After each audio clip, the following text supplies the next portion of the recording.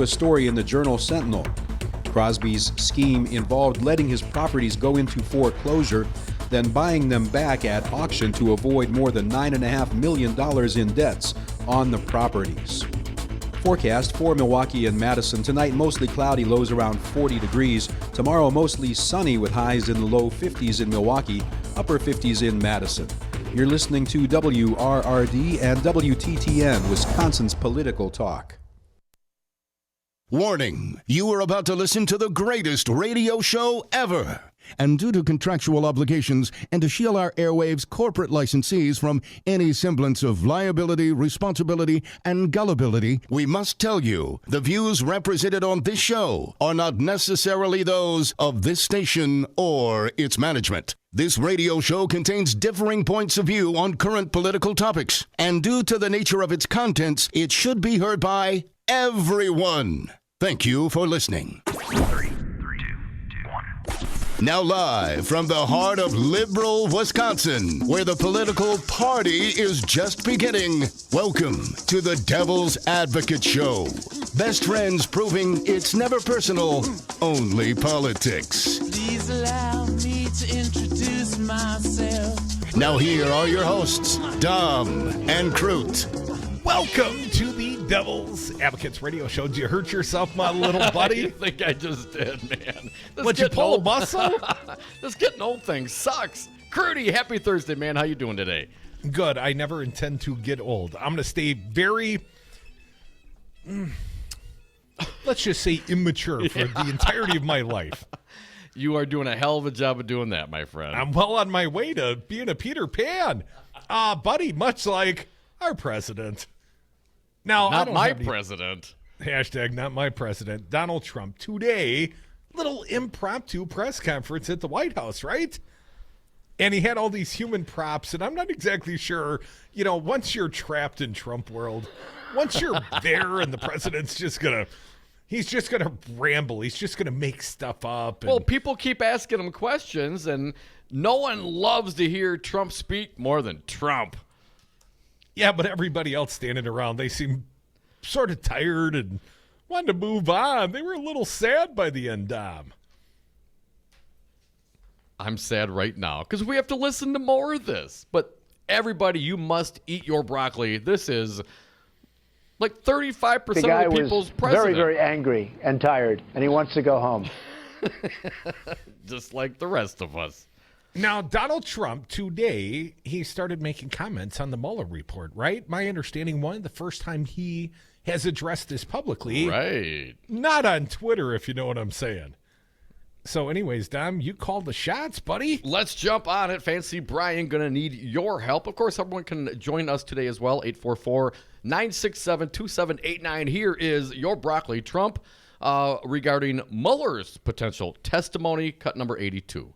Well, I'm going to leave that up to our very great Attorney General, and he'll make a decision on that.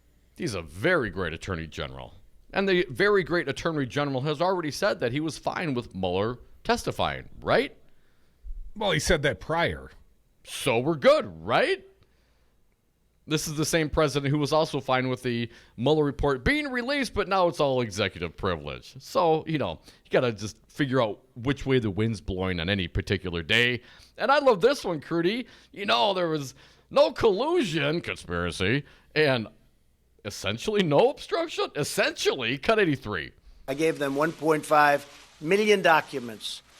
I gave them White House counsel. I gave them other lawyers. Anybody you want, you can talk to. At the end of the testimony, no collusion, and essentially no obstruction. Essentially no obstruction. Don't mind those 10 incidents of obstruction. When you talk about 10 specific incidences, when you think of all the incidences we engage in throughout our lives, what's 10? Essentially Dom, nothing. apparently, essentially no obstruction. No crime. Cut 84, please, Brian. Not only was there no crime, but the crime was committed on the other side. Oh, yes. So we're protecting against the crime committed on the other side. And I know U.S. Senator Ron Johnson, some of the other, stealthy Republicans, sleuthy Republicans, they're going to get to the bottom of it. Investigate the investigators and the overall deep state. Here's another one I think is going to stick around for a while. President Trump referencing the Mueller report, 85. The report comes back. It's perfect. It's beautiful. There's no collusion. Nobody even talks about collusion. Do you know, I haven't heard the word Russia in a long time. Russia. There was collusion. There was no proven conspiracy, much of which is because your guys communicated very smartly through encrypted means and apps that did not retain the data. So very well done, Trump supporters, Trump team, but certainly collusion. And the Russia thing isn't over. If this whole thing is over, if it's case closed and time to move on, why is Donnie Jr. getting called back, subpoenaed before the Republican Intelligence Committee? This Russia thing. That wasn't it. No, that wasn't it, but I'm wondering why that is. We do have sound on that. Cut number 80, I guess the 86. Let's jump down to the second 86, please. I was very surprised to see my son. My son's a very good person, works very hard. The last thing he needs is Washington, D.C. He could rather not ever be involved. Isn't this guy considering running for president? I'm smart and I want respect. He's in. He's all in. He is down. He's helping Papa out. He's sold out from day one. Well, I was a little surprised by the Trump Jr. I was a little surprised by that subpoena, Tom. As was I. I figured the Republicans, they said it was case closed, all done. Why do they want to bring Trump Jr. back? Now, this is not the Judiciary Committee. This is not Lindsey Graham's committee. This is what? Warren's committee, right? The guy from North Carolina. Yeah, I don't think it's Warren. Yes, the other committee, the other Republican committee that apparently Donnie Jr. may have been less than forthright with during his hours of testimony in the past. And now he doesn't want to go back, might plead the fifth. But again, why does it matter? If this is over, why even bother turning over more rocks? Was it Richard Burr? Yes, I think it's Burr. I think that's right. Let's keep going. Donald Trump today. Bob Mueller, hell, he's no friend of mine. 86. Bob Mueller's no friend of mine. I had conflicts with him. We had a business dispute. We had somebody that is in love with James Comey. We like James Comey. They were very good friends, supposedly best friends. Maybe not, but supposedly best friends. You look at the picture file and you see hundreds of pictures of him and Comey. What? And with all of that and other things, he wanted the FBI job. I don't know if anybody knows that, but as you know, he was considered for the FBI job, wanted it, and the day after he didn't get it, he became the special counsel. That's a conflict. Is the timing right there? So the day after he didn't get the FBI yeah, effectively, director? I think Donald Trump, that might be the most accurate statement, or at least closest to accurate he's made in some time, Dom. My understanding is that special counsel Mueller did interview for the FBI position, and it was very shortly thereafter that he was, made the special counsel, because the last FBI director got fired by Trump. Talking about James Comey, of course. This Russia thing.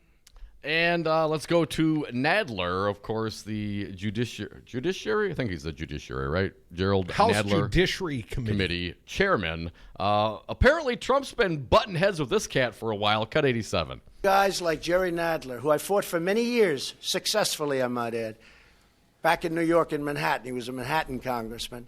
Would you box him? Beat him all the time. And I come to Washington, and now I have to beat him again. I treated him like a redheaded stepchild. Or Eric.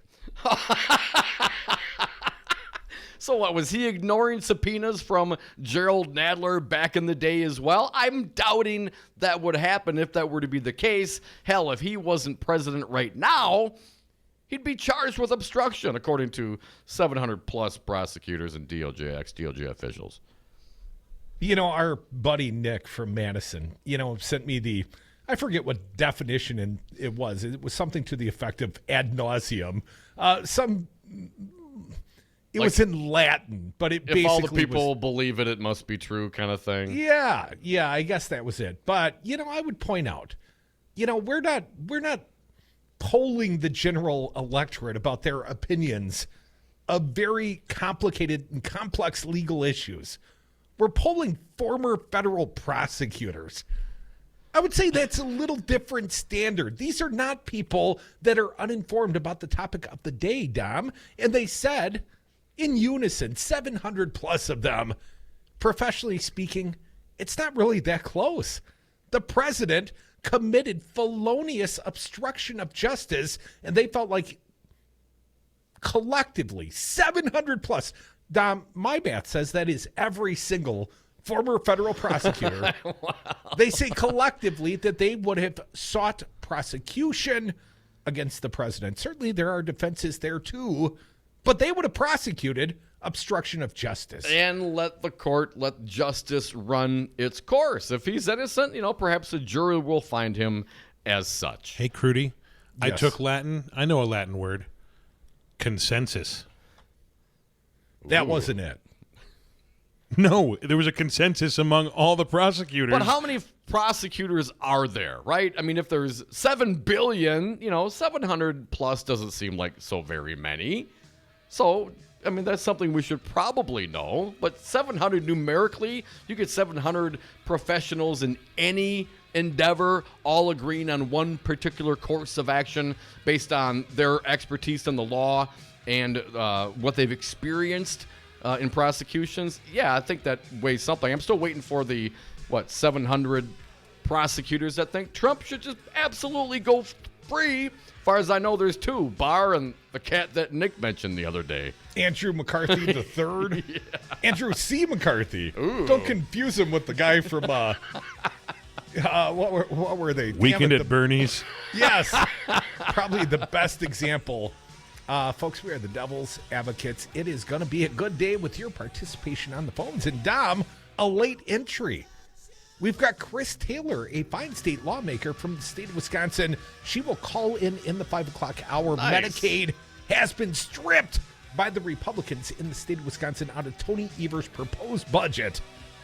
So we'll talk about that in the happy hour. I'm not happy about that, but Dom, I'm always happy. When you see our photographs, when they take a little picture of us, you can see the love. Just like Comey and Mueller. Come back with us. Phone lines open 844-967-2789.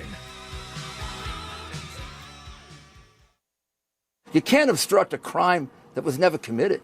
I was kept pretty much in the dark. The meeting was originally for the purpose of getting information about Clinton.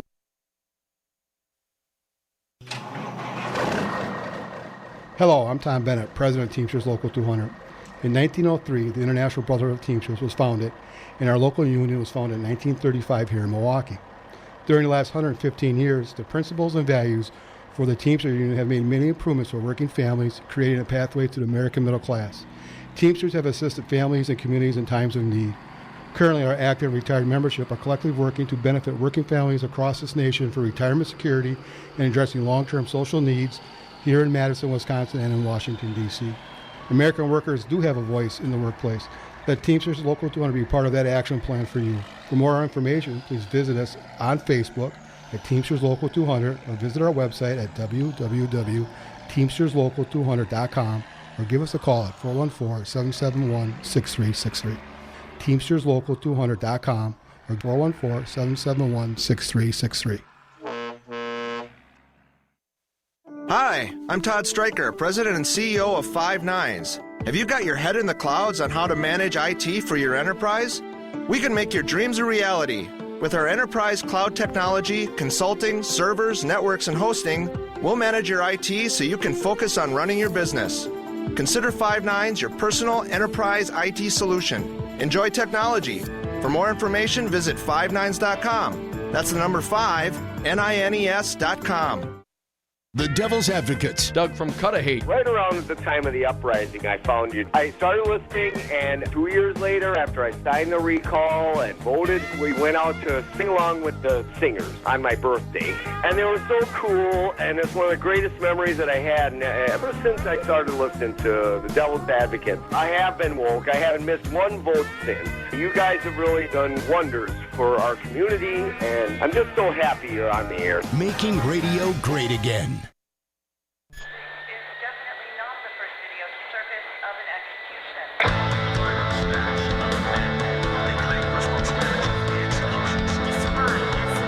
The Devil's Advocates, making radio great again.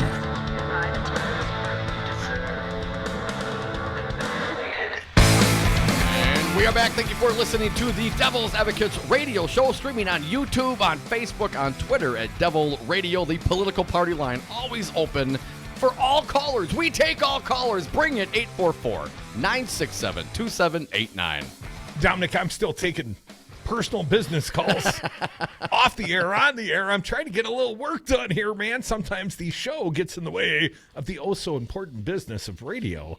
But let's get back to the important business of this fine program. Buddy, Donald Trump, there's more to say. He had a little rally last night, little Florida rally. Of course he did. Let's play the sound first, and then we'll get into it. Listen very closely if you can. See what you can pick up from the audience. Donald Trump in the Panhandle talking about, what? The migrants. Do we have the cut? Let's do the cut. I mean, when you have 15,000 people marching up and you have hundreds and hundreds of people and you have 2 or 3 border security people that are brave and great, and don't forget, we don't let them, and we can't let them use weapons. We can't. Other countries do. We can't. I would never do that. But how do you stop these people? You can't. There's no... What was that? Shoot them. That's only in the Panhandle you can get away with that statement.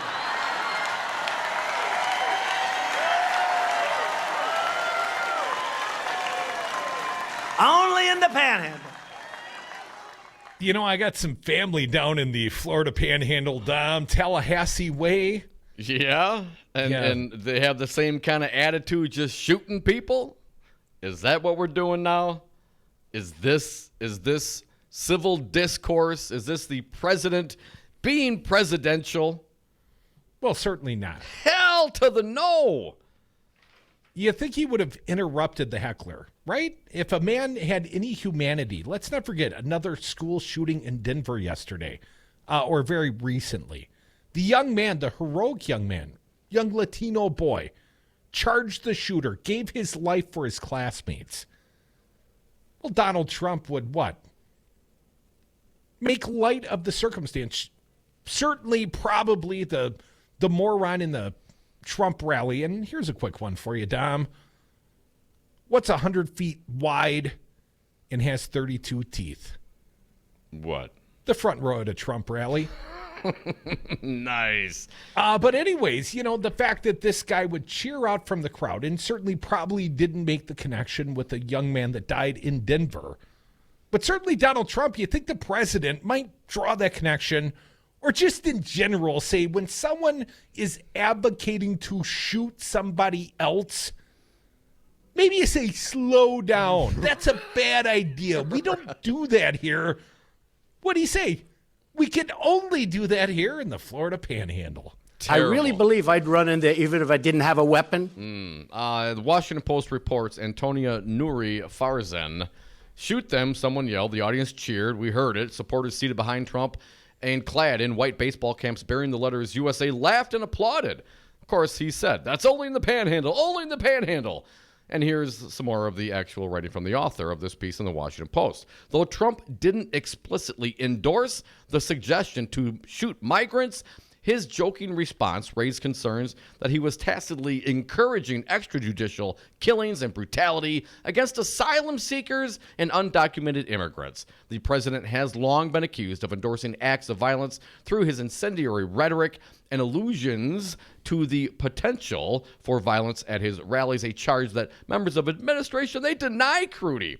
Reached for comment by the Washington Post on Trump's reaction at the Florida rally. Matt Wolking, Deputy Communication Director for the Trump campaign, pointed to a response he'd given to many cities on Twitter. The president, he noted in his tweet, had specifically said that Border Patrol wouldn't use firearms to stop migrants from entering the country. The incendiary remark from the crowd came as Trump, standing before about 7,000 people who had gathered in an outdoor amphitheater in the hurricane-damaged Gulf Coast town, railed against what he described as an invasion of migrants attempting to enter the United States. Often, he claimed, 2 or 3 border agents will contend with the arrival of hundreds and hundreds of people. And don't forget, we can't let them use weapons. We can't. Other countries do. We can't. I never do that. But how do you stop these people? Well, of course, the Trump rally goers, they know you shoot them. That comment will come back to haunt me. And what? People joke about it. The Republicans support it. I got some feedback from some of the social media today. Whataboutism's turning it around. No, he was just joking. Yo, great. Joking about shooting migrants that are seeking asylum. They're coming from areas that are ravaged by crime and to a large degree the result of our foreign policy in Central and South America. What are we doing about it? Hell, take the oil. If they try to do anything, then you shoot them. Any questions? That's our president. And Republicans, they just love it. It's not like we haven't had any prior examples of, let's call them white nationalists, sort of picking up the mantle and going out there and killing someone, Dom. We had the recent New Zealand shooting. We've had a number of domestic shootings, right? Hell, we had a shooting just the other day in Denver. There's always a shooting. Just give it another day or two. There'll be another shooting. And, of course, the only appropriate response, thoughts and prayers. Where's the humanity? Obviously this is a proper. If you said something like that, if you were at a frickin' high school event and you're in the bleachers and something occurred and you yelled out, you belted from the stands during your high school event, a response to shoot them. What do you think the reaction would be from the authorities and the teachers and perhaps even your classmates? Yeah, a couple of the idiots will laugh and giggle because, hell, that's funny. It's cartoony. No, it is not. You can't act like that. And when you do act like that, especially as the president, where's the leadership? Where is the civility? Where is the humanity? Who would Jesus shoot, Republicans? Dominic, in Tallahassee, there was a shooting at a yoga studio on November 2nd, 2018. That's relatively recently. The gunman shot 6 women, 2 fatally, and pistol whipped a man before killing himself. That's right down the road from where Donald Trump was last night. Shoot him. Well, at least you're, aware of your surroundings. Apparently, that's condoned down there. Come back with us. We are the Devil's Advocates. Your phone calls condoned here at 844-967-2789.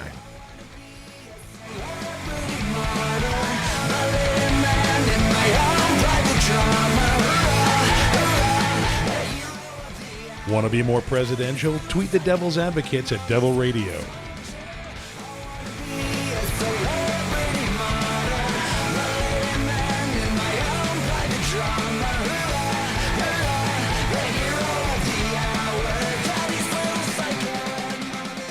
We need to let people know, you come into our schools, you're going to be dead. Make sure you remember in your thoughts and, more importantly, in your prayers. You'll shoot your eye out, kid. 1 in 3 adults has prediabetes. That means it could be you, your best man, your worst man. Take the risk test at doihaveprediabetes.org to know where you stand. Brought to you by the Ad Council and its prediabetes awareness partners. 1 in 3 adults has prediabetes. That means it could be you, your best man, your worst man. Take the risk test at doihaveprediabetes.org to know where you stand. Brought to you by the Ad Council and its prediabetes awareness partners. Dominic, Milwaukee got the DNC, but Miami, they got the first presidential debate. We'll go on the road. We're taking this show to Miami. Crudy once again dragging me all over the country, bringing the heat to Miami, Wisconsin style. Join us for a live broadcast Wednesday, June 26th and 27th. And don't forget the wrap-up show in Miami on Friday, June 28th. Special on-the-scene in Miami coverage on WRRT 1510 AM, WTTN 1580 AM, and Talk 92.7 FM. You are listening to Real Resistance Radio, WRRD 1510 AM Waukesha and WTTN 1580 AM Columbus. Always streaming at realresistanceradio.com.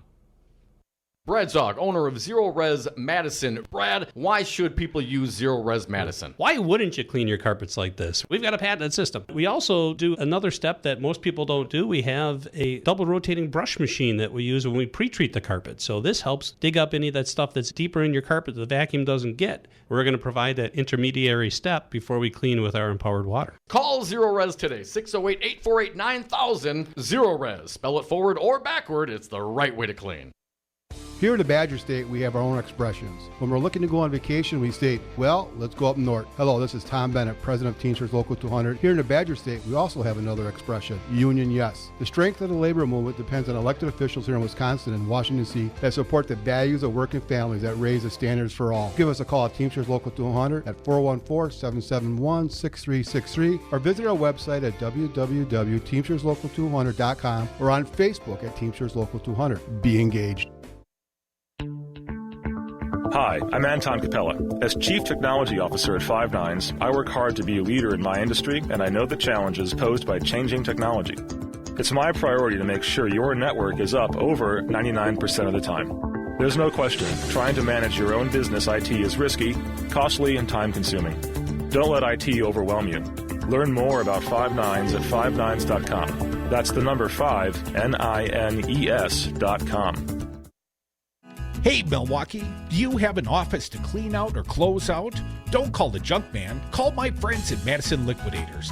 Sustainability is their business model. They'll pick up and recycle and refurbish your used furniture. They'll help keep your old office furniture out of the landfill. Find them online at MadisonLiquidators.com. Call Madison Liquidators, 608-831-1012. Madison Liquidators. Tell them the Devil's Advocate sent you. For 1510 Milwaukee and 1580 Madison, I'm Stu Daniels with your headlines.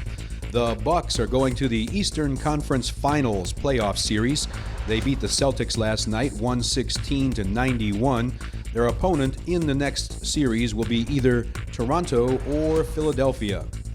The Brewers beat the Nationals yesterday, 7-3. They're off today and start a series with the Cubs tomorrow down in Chicago. And if you're looking for a laugh, you're in luck. This weekend is the 4th annual Cream City Comedy Festival. Stand-up comedians will be performing at more than a dozen locations around Milwaukee beginning today and going through Sunday. Admission to the shows is free. Donations will go to charity. For more information, go to creamcityfest.com. Forecast for Milwaukee and Madison tonight, mostly cloudy, lows around 40 degrees. You're listening to WRRD and WTTN.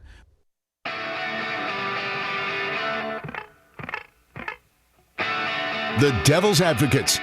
Rock and roll political commentary in a top 40 world. Welcome back to the Devil's Advocates radio show. Dominic, the question of the day, at least according to some, and perhaps our panel here, are we at a constitutional crisis? This president, has he pushed us to the brink?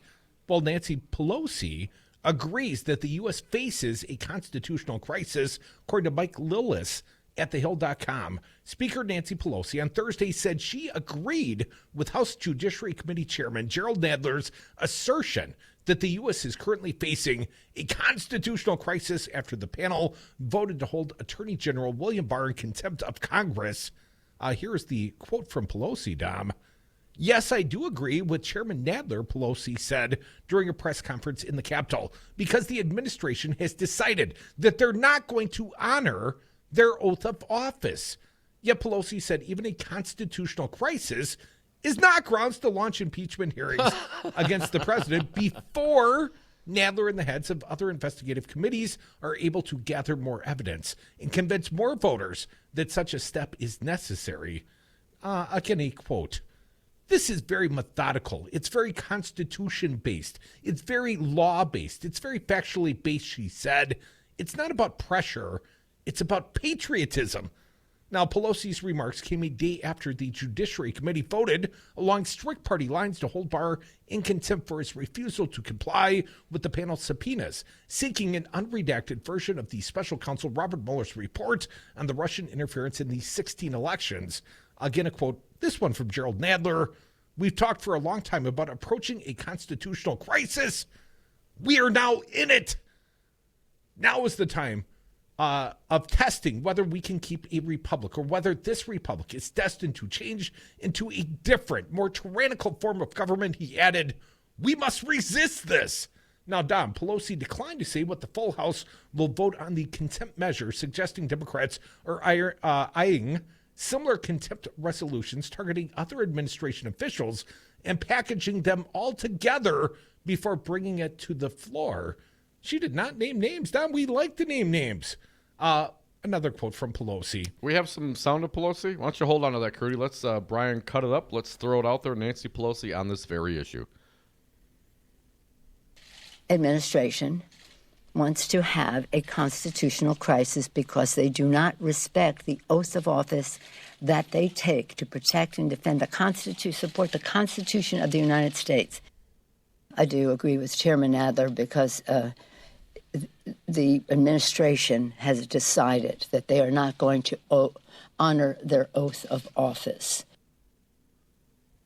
That's it? It's appalling that this administration would not even pretend to want to protect our elections and, in fact, be an obstacle to our finding out more about how it happened so we can prevent it from happening again.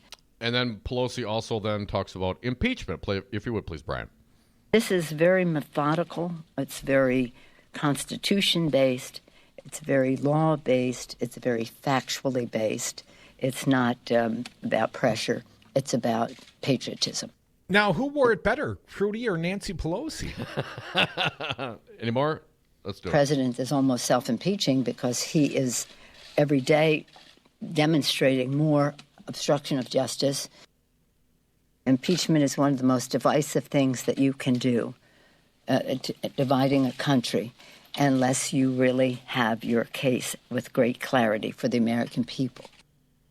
This is not something that is just about their behavior and their obsession with holding power. It's about what that power in their hands means to the American people. Speaker Pelosi on the impeachment, pending perhaps impeachment process. Now, Dominic, I'm going to read further from this Hill piece. Again, Pelosi, a quote, "In terms of timing, we were ready. We'll come to the floor and we'll just see, because there might be some other contempt of Congress issues that we want to deal with at the same time," Pelosi said. Nadler wants to do it as soon as possible, and so do we. But the contempt resolution against Barr will have no immediate practical effect, as the Justice Department is highly unlikely to take action against the Attorney General. But it escalates the already heightened tensions between the Democratically led House, which is seeking to delve deeper into Mueller's findings, and a White House and Republicans in Congress fighting to put a lid on the years-long investigation. The release of Mueller's report has fueled a small but vocal group of liberals on and off Capitol Hill clamoring to impeach Trump. Small group. Must be talking about you, Don. Pelosi is big in spirit, baby. Pelosi has consistently tamped down that effort, citing the lack of public support. On Thursday, she amplified that message, noting that the ouster of President Nixon took months of investigations to bring voters on board. Now, I think we did this quote, but I'll read it for redundancy's sake. "Impeachment is one of the most divisive things you can do, dividing a country," she said, "unless you really have your case with great clarity for the American people." But Pelosi has also adopted a new framing for the debate in recent days, arguing that Trump, by stonewalling Congress, is building the case for self-impeachment. Heard that sound as well. One more quote, this one from Pelosi, and we'll wrap it up here.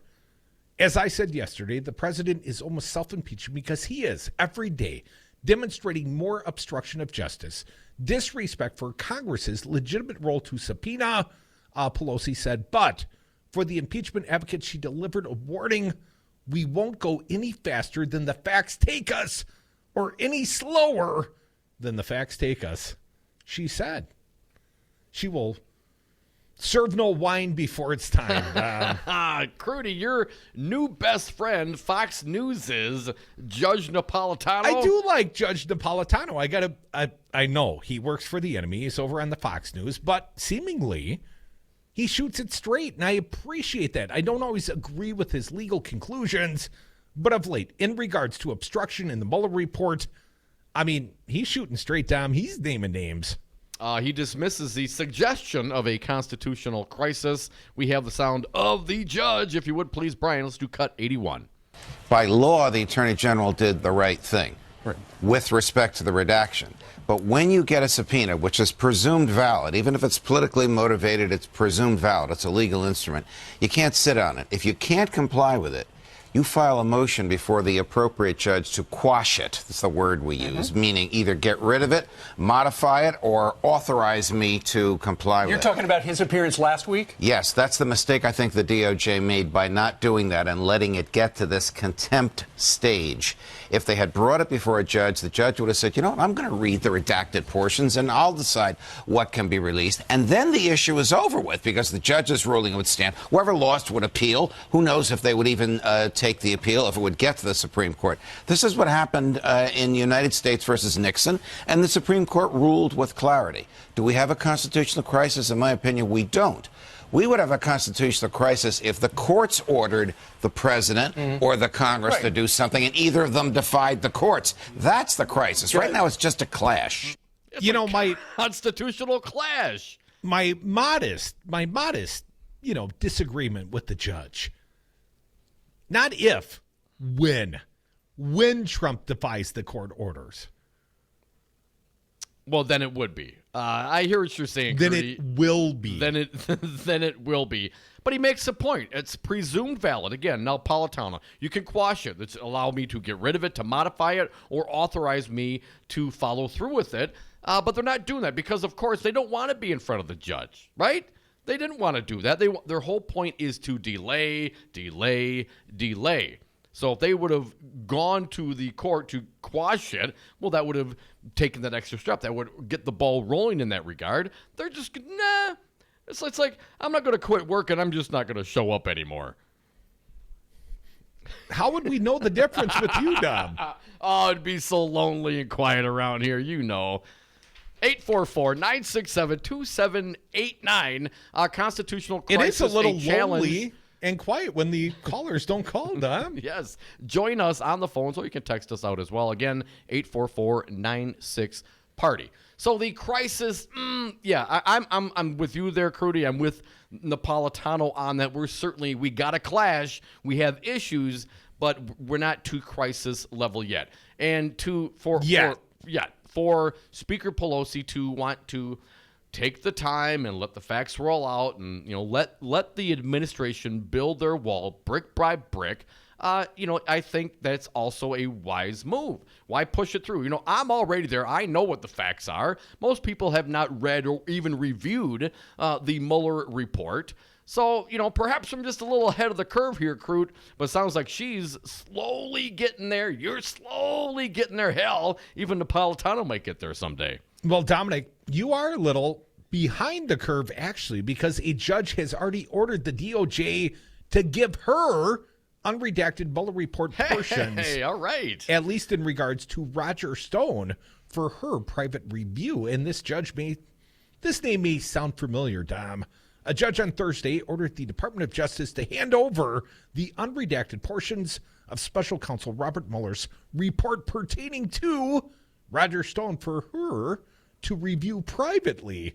Judge Amy Berman Jackson, who is overseeing Stone's case, has requested the redacted pages of the report relating to Stone, as well as those on the dissemination of hacked materials, be given to her by May 13th. That's like Monday, Dom.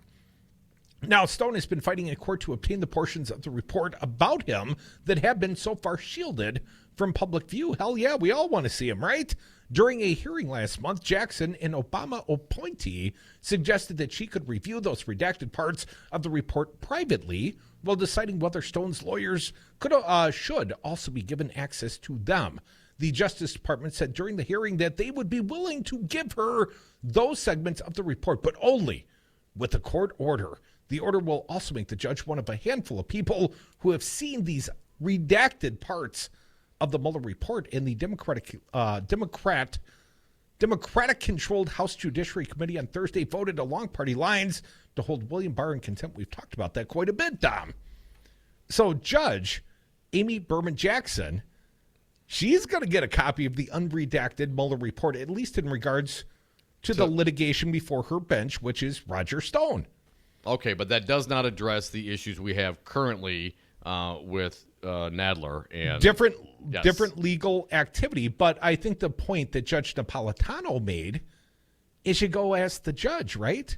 And the judge reviews it in private, and the judge makes a determination whether or not it should be entered as evidence or not. Or maybe even given to the defense, right?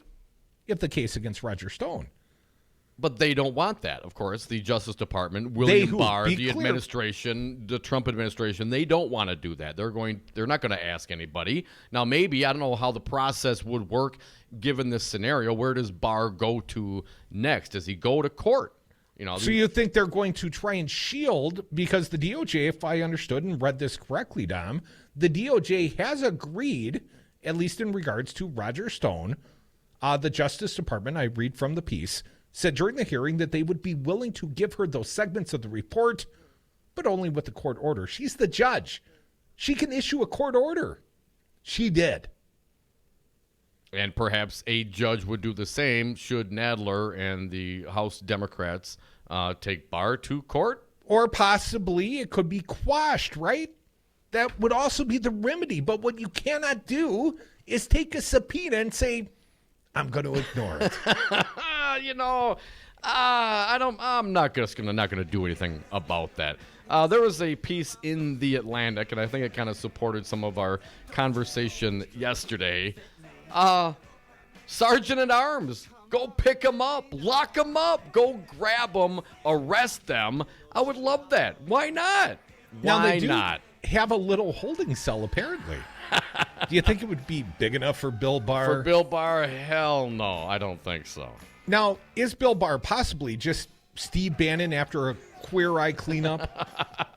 I mean, they're very similar looking human being, minus a few of the meth scars. Yeah, meth's a hell of a drug. Folks, we are the Devil's Advocates. Your calls always welcome here. Join us on the phones, 844-967-2789. Call or text. Welcome to... If I go, there will be trouble. And if I stay, it will be double. So you gotta let me know. Should I cool it or should I blow? Should I stay or should I go now? If I go, there will be trouble. Did you ask me a question? I'm straightly not answering your question. Stupid question. Brad Zog, owner of Zero Res Madison, resisting dirty carpets and harsh chemicals. Brad, why should people use Zero Res Madison? Why wouldn't you clean your carpets like this? We're not using any soaps. We're not using any chemicals. We cost about the same as the other guys. You look at it and you go, where's the downside? You got a completely green clean. It's awesome. We guarantee it. There's no downside. There's no downside. Use Zero Res. Call Zero Res today. 608-848-9000. Zero Res. Spell it forward or backward. It's the right way to clean.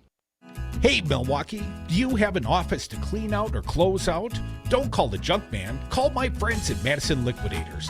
Sustainability is their business model. They'll pick up and recycle and refurbish your used furniture. They'll help keep your old office furniture out of the landfill. Find them online at MadisonLiquidators.com. Call Madison Liquidators, 608-831-1012. Madison Liquidators. Tell them the Devil's Advocate sent you. All workers benefit from unions, as unions create the highest standard in wages, health and welfare, retirement security, and workplace protections. Hello, this is Tom Bennett, President of Teamsters General Local 200. Your voice is your strength. The ability to build a stronger and better tomorrow begins today. Teamsters Local 200 represents workers in numerous industries, and our team is ready to sit down with you and your co-workers to build your unified team. Call Teamsters Local 200 at 414-771-6363 or visit us on Facebook or www.teamsterslocal200.com. 5 your local single-source IT solutions provider, specializing in cloud technology, consulting, servers, networks, and hosting. We manage your IT so you can focus on running your business. Enjoy technology. Enjoy 59s.com. Did you know you can take Wisconsin's Resistance Radio anywhere? Check us out on the TuneIn app under WRRD. I'll help you out. Hey, Alexa, play WRRD on the TuneIn app. You're welcome, everyone, and thank you for listening to Wisconsin's Resistance Radio Network. I don't know if you know the devil's advocates, but they are kind of a big deal. Come smoke a cigarette. And we are back. Thank you for listening to the Devil's Advocates radio show, streaming on YouTube, on Facebook, on Twitter at Devil Radio. Party line is open, 844-967-2789. Dominic, I wanted to clarify the record. I just want to make sure I got it absolutely right. It was the Senate Intelligence Committee that has subpoenaed Donald Trump Jr., and the chairman, the Republican chairman, is Richard Burr. I think we corrected the record because I said it was Mark Warner, or Warren, and it is Mark Warner that is the co-chair. He is the Democrat, the ranking committee member. So anyways, Burr and Warner, and I think they've run a much better committee than, let's say, Devin Nunes. You think? I do. CNN reporting just a few moments ago, members of Trump's inner circle are frustrated that the Republican-led Senate Intelligence Committee subpoenaed John Jr., multiple sources tell CNN. Those close to Trump are exasperated that Republican Senator Richard Burr, in their minds, just handed Democrats a talking point. Multiple Republicans had coalesced around Senate Majority Leader Mitch McConnell's talking point of case closed in recent days, but now Democrats can and will argue that even members of the president's own party don't agree that all Russia inquiries should end immediately. Trump said Wednesday he was very surprised by the subpoena. We played some of that sound. My son's a very good person. He works very hard. He repeated that his son is a good person and testified for hours and hours and was ultimately, quote, exonerated by Mueller. What? I don't think that was the case. Here's another quote. Frankly, for my son, after being exonerated and now getting subpoenaed, and to go again to speak after close to 20 hours telling everybody that would listen about the Trump Tower meeting, Trump said he was very surprised by the subpoena. Asked if Jr. would fight the subpoena, the president wouldn't say. You know what he says, Curdy? Well, we'll see what happens. The subpoena for Jr.'s testimony marks an escalation of the Senate Intelligence Committee's probe into Russian election interference. The panel's investigation, led by Burr, has been running for more than 2 years, and the committee has interviewed many of the same witnesses who spoke to special counsel Robert Mueller's team. The committee has recently begun re-interviewing witnesses, including Trump's son-in-law Jared Kushner, who appeared for a second time earlier this year. White House Chief of Staff Mick Mulvaney said in an interview Wednesday he was caught off guard by the news of the subpoena and only found out when the news reports broke. But people familiar with the matter say that's more a reflection on Mulvaney's role in the West Wing, as CNN Jeremy Herb reported the subpoena was issued 2 weeks ago, and sources say the president was aware of it. For now, Jr. feels emboldened by the fight, people close to him say. He spent the end of last year building up relationships with Republican lawmakers who solicited his endorsement and asked him to campaign for them on the trail. That may help him as this plays out publicly. Senator John Cornyn, a member of the Senate Intelligence Committee, who is up for re-election next year, told CNN that he understands Trump Jr.'s frustration with the panel and says the committee probe is wearing kind of thin. And finally, the immediate backlash from Republican lawmakers has fortified Jr.'s allies, they say, and will continue to push for more of them to come out against the move. I'm loving it. So my question becomes, little buddy, did Mitch McConnell know? Did Mitch McConnell know that his, Republican city committee chair, Richard Burr, had issued a subpoena to the president's son at least 2 weeks prior when he said case closed? Of course he knew. He knew. It was a rhetorical question. You think he knew? Hell, yes, he knew. So he got up there. But what would be the point? I mean, if he knows that, then why give them the talking point? It's a narrative. It's just a narrative, Don, because half the Fox News viewers don't know that Don Jr. is under subpoena and will not. But they know now. I mean, it's all over. Are you sure they know now? I'm pretty sure it's been reported on Fox News. I'm not clear that it has. Come on. You can go to the website right now on Fox News. I bet you dollars to donuts that there's a reference about Jr. being subpoenaed by the Republican-led Senate Intelligence Committee. I will only guarantee one thing, and I haven't been to Fox News today yet, but there will be some anti-AOC article. Above and beyond that, I'm not clear. But I'll take a look. Let's get to the phone lines, 844-967-2789. I believe Mark from the SAC's been the most patient. Welcome, sir. Well, I guess wasn't Junior dishonest or misleading when he testified before the committee the first time. That's my understanding, Sure. yes. If memory understood, and are they just giving him a chance to clarify his answers rather than, as any of us, if we would have got dragged before the committee and gave misleading information, our asses would still be in jail. Yeah, just ask Michael Cohen. That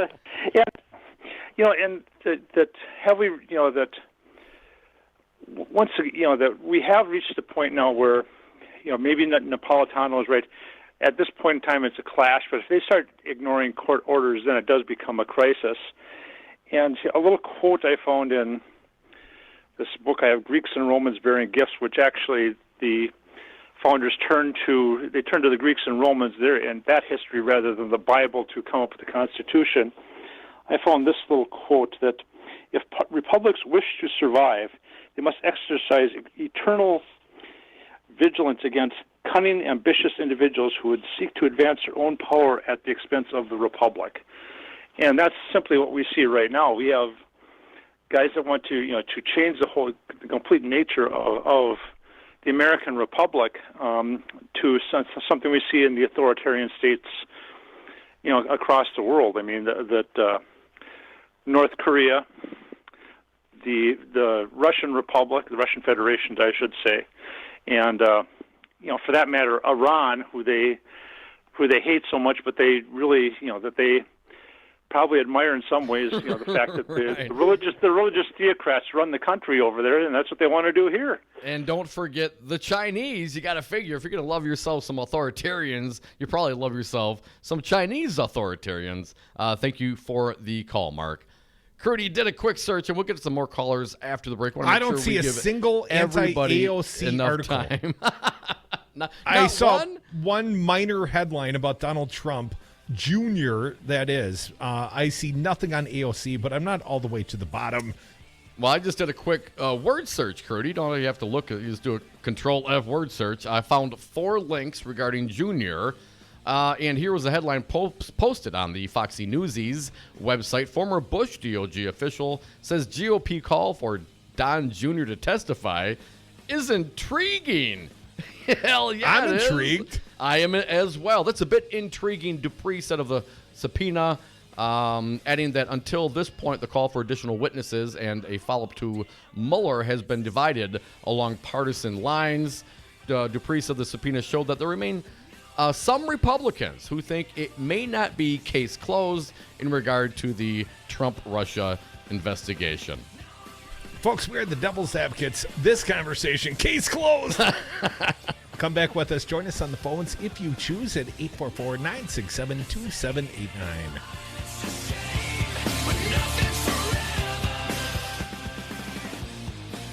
Want to see the super sexiest political show on earth? Check out the Devil's Advocates on YouTube.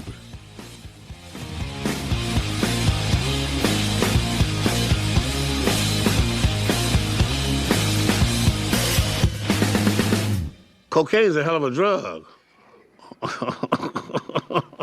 So thank you. Brad Zog, owner of Zero Res Madison. Brad, why should people use Zero Res Madison? Why wouldn't you clean your carpets like this? We've got a patented system. We also do another step that most people don't do. We have a double rotating brush machine that we use when we pre-treat the carpet. So this helps dig up any of that stuff that's deeper in your carpet that the vacuum doesn't get. We're going to provide that intermediary step before we clean with our empowered water. Call Zero Res today, 608-848-9000. Zero Res. Spell it forward or backward. It's the right way to clean.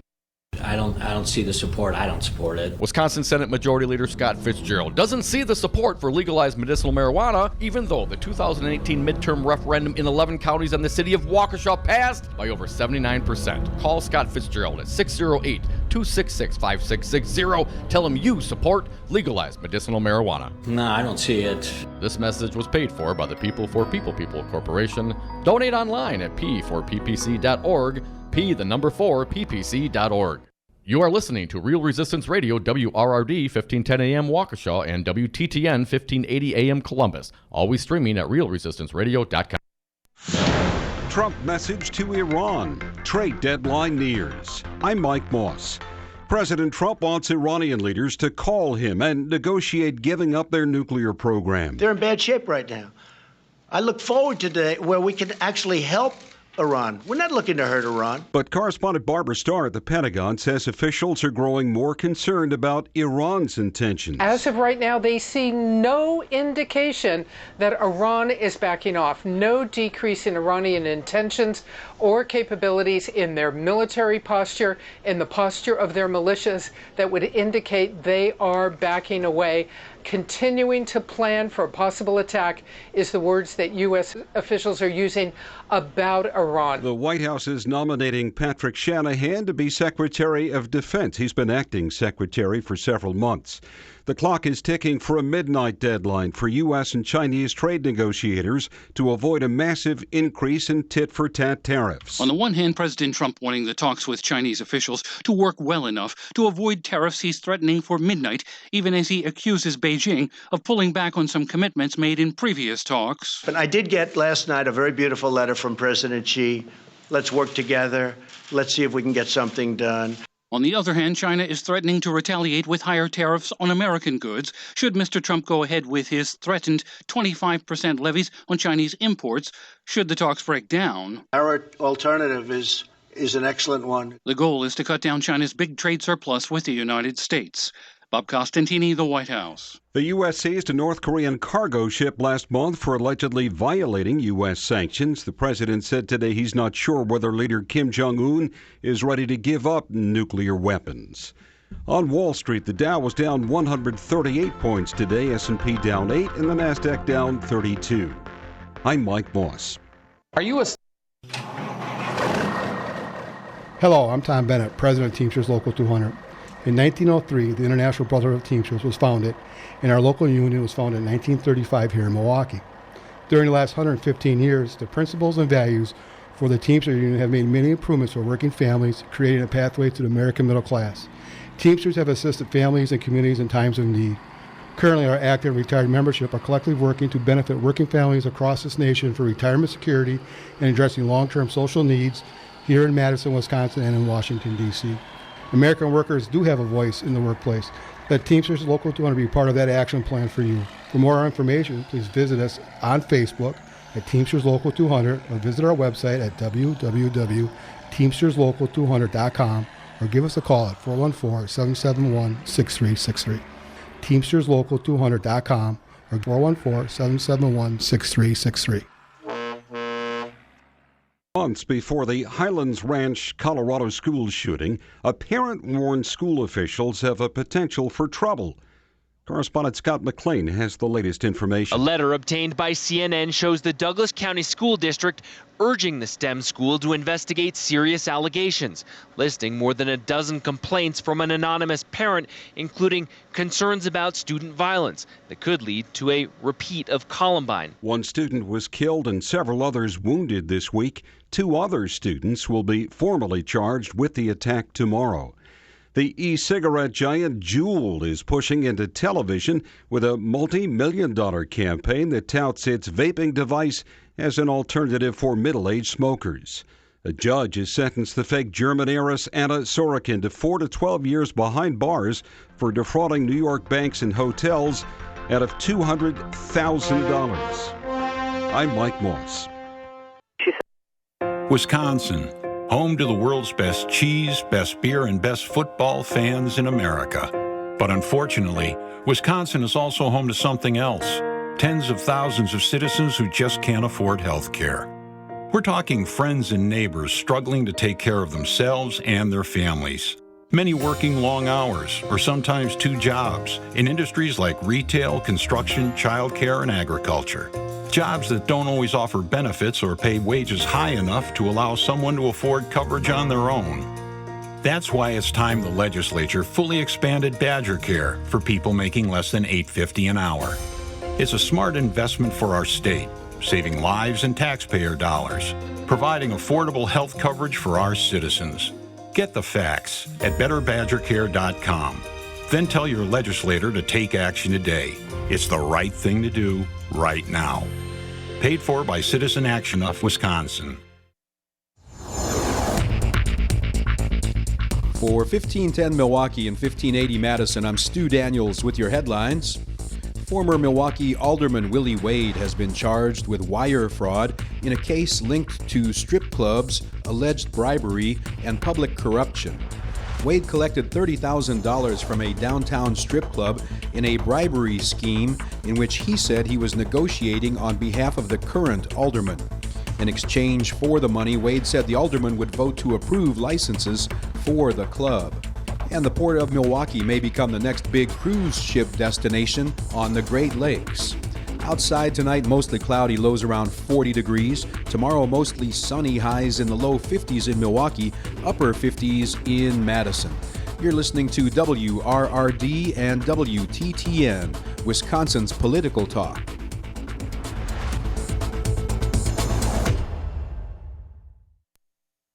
Warning, you are about to listen to the greatest radio show ever.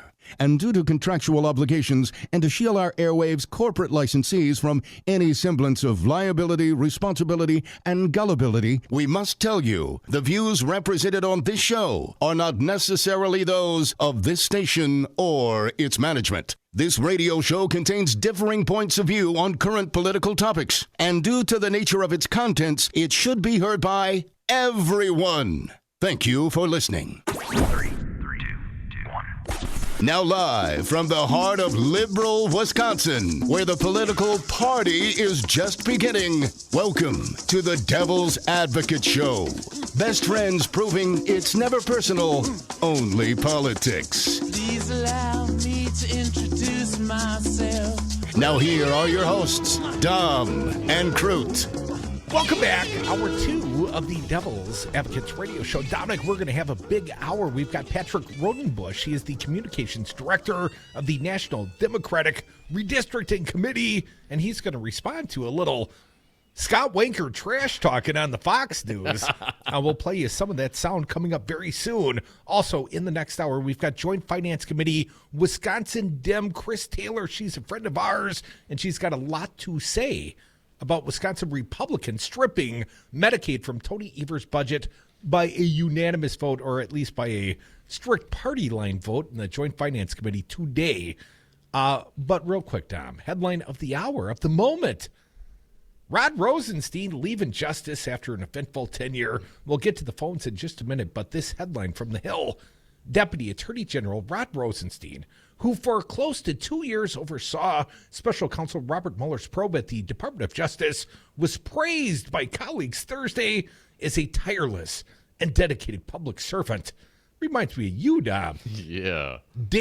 I guess it's not his last day. Days ahead of his departure from the agency during a farewell ceremony, Rosenstein repeatedly praised those serving in law enforcement arm of the agency, and he cited the need to closely follow the rule of law, all except the president, right, and not allow outside influences to impact their application of justice.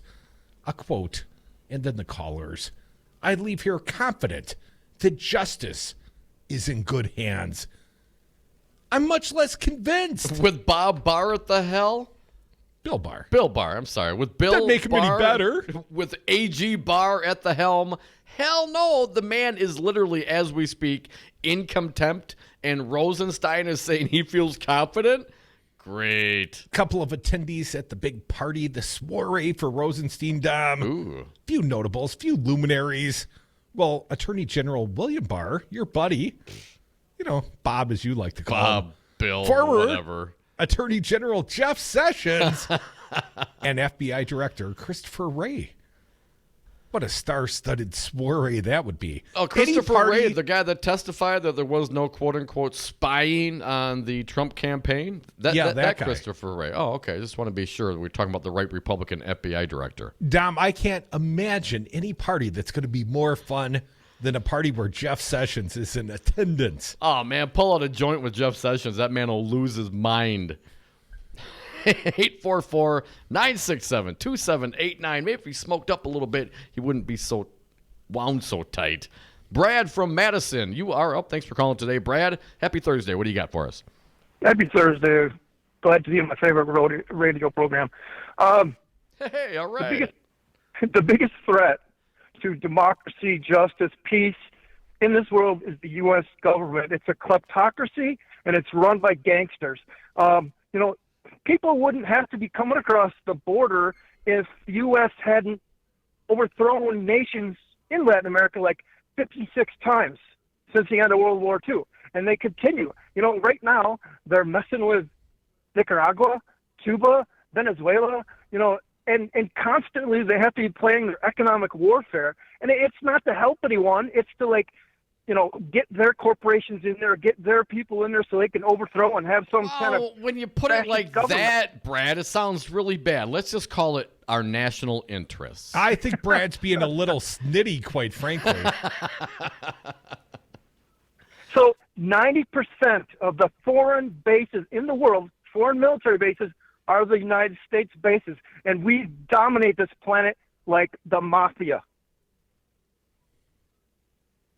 We do have lots of bases around the world, Brad. No doubt about it. Let me ask you this, though. Administrations come and go, but it seems like the CIA is there forever. It seems like the foreign policy, the bases, these are hard assets that are all over the world, hundreds of them in foreign countries. Be it Barack Obama or Donald Trump, do you see anything changing momentously in the last 10 years?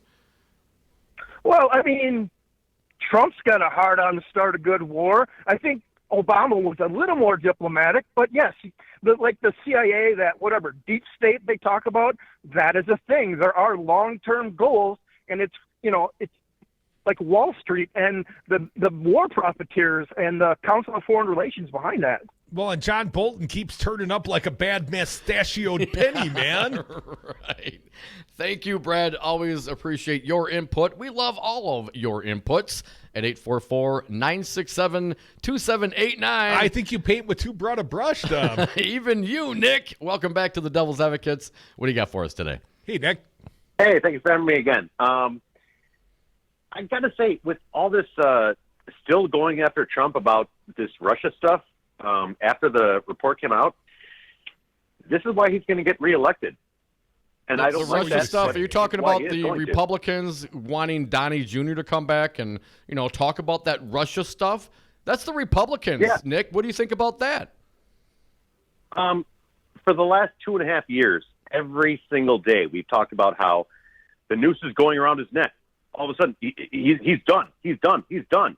And it's never happened. When the sky is falling all the time, if the sky is going to fall, no one will believe you. In 1998, President Clinton got impeached. He actually got impeached. He didn't get removed from office. He got impeached. And his approval rating skyrocketed after that. Completely different We want that to circumstance, happen though, with him. Nick. You think that Well, yeah, suddenly because the nation is going to embrace Donald Trump if he is impeached over a 10-count obstruction of justice? You think that's the same as having a picadillo with an intern in the Oval Office? Because Trump's probably done that as well. I would say he's got at least some campaign finance violations, which we know are provable. He signed the check. So did Don Jr. You know he's a criminal, Nick. Why are you defending him?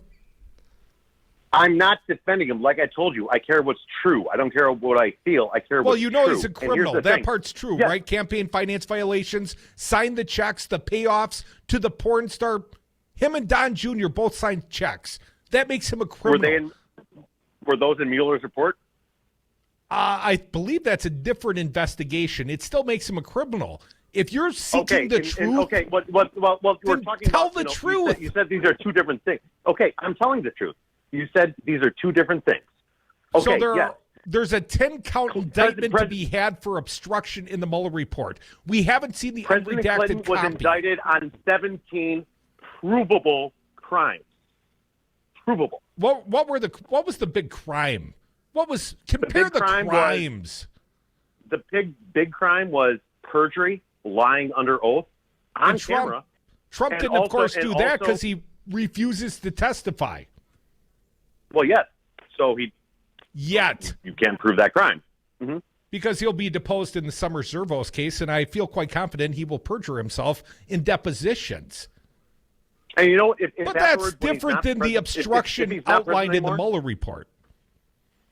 So please tell me why you're okay with an obstructing president, why you're okay with a president that thinks he is above the law because Bill Barr said it was okay, because you haven't read the report yet, unredacted. You saw 92% according to Matt Gaetz, but the other 8% is probably the good stuff. Nick, have you ever considered that? I'm not saying that I like the fact that he's president, okay? I'm saying that if we keep... Guys, why don't you promote a candidate who will beat him? Why don't you do that? We can get there as well, but this guy's in the... Come on, Nick. Let me tell you why that's not good. Why we're not having that very discussion right now, right? Because Donnie Jr. is being called back by the Republicans, right? Mitch McConnell said case closed, and his colleague in the Senate wants Donnie Jr. to come back and talk about, I don't know, perhaps some misstatements, some miscommunication, some misinformation.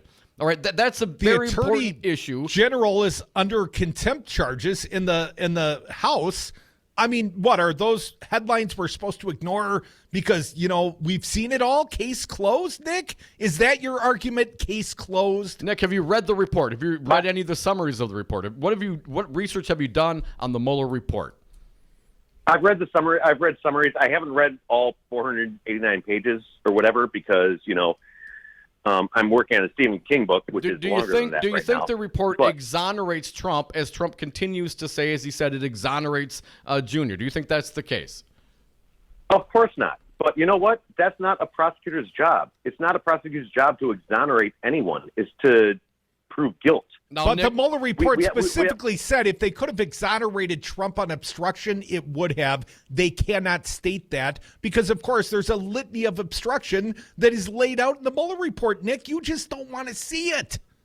We have guilty or not guilty or innocent. Nick, but again, now maybe you missed this part since you didn't read the report. He specifically stated, Mueller in his report, in total contrary to what the Republicans and the president has said, they did not make a case about whether or not they could charge him because they took the OLB's report, Office of Legal Counsel, OLC's report recommendation that a sitting president cannot be indicted. They specifically state that. So they say, well, we're going to abide by that. We can indict him. If we could exonerate him, we could. And here's all the evidence that we think of all the nasty things that he did. So to look at this report and say, well, they didn't indict him without knowing or acknowledging the fact that they didn't go into this with the ability to indict because of that recommendation, Nick. Do you see the twisted circle you have here? They never were going to indict him, not based on the Office of Legal Counsel's recommendations that you can indict a sitting president. What they did was lay out not all of it, the case for indictment. The case for indictment up to just 10 ask cases. 700 plus former federal prosecutors. And what was the advice, Nick? What was the Latin term you threw at me overnight? Argument ad populum. Do you think that means 700? Go ahead, please explain the word. I was unfamiliar with its use. Okay. Well, what that means is because everyone believes this, it must be true. That's what. That's why people say that. I'm not saying whether or not there is a God, but, most people in the world have believed that. That doesn't mean it's true. That's where that logical fallacy comes from. All right, Nick, real quick before I let you go. Now that you know that Mueller was never going to charge because of the Office of Legal Counsel's recommendation, you can't charge a sitting president, does that dissuade your argument or your case or your thoughts in any way?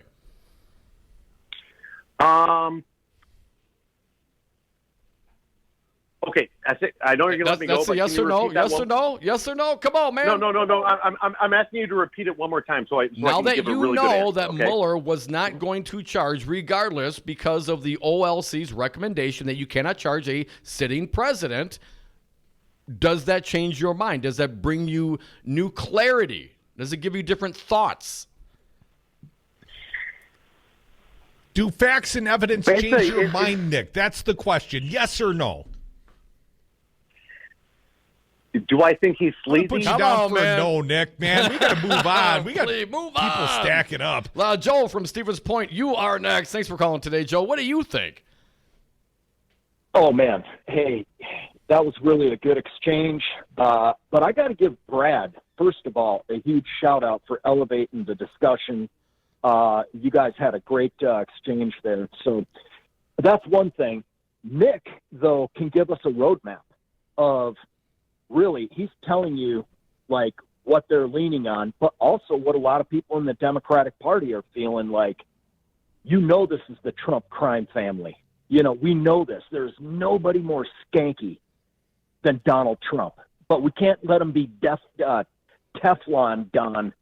And that's the thing, because we will pay the price at the ballot box. And that's why it's hard. We've got to lean on the Democrats. When Nancy Pelosi says, yeah, no, we're freaking out over here about this, but no, we're not freaking out. He's going to extend his presidency by 2 years, but we're going to cut a deal and do $2 trillion worth of infrastructure with Teflon Don. There's two things, and that's why we can't show up skinny with somebody like Joe Biden, because Nick is telling you, find somebody electable. We're trying to say, no, we want somebody who doesn't define anything so that he can show up and say, yeah, no, I never said that. That wasn't what my campaign was about. I don't know whose campaign you were listening to. That's our whole thing. If we show up like that, but we're playing into Nick's game, because anytime, Dom, you killed it too with the Venezuelan and creating that whole thing. Trump's leaning on that. He's leaning on Iran. It's spinning around more than probably my conversation right now. You are getting a little in the weeds, Joe. Come back with us. More Devil's Advocates, more of your phone calls as well. 844-967-2789. Don't feel bad, Nick. We still love you, man.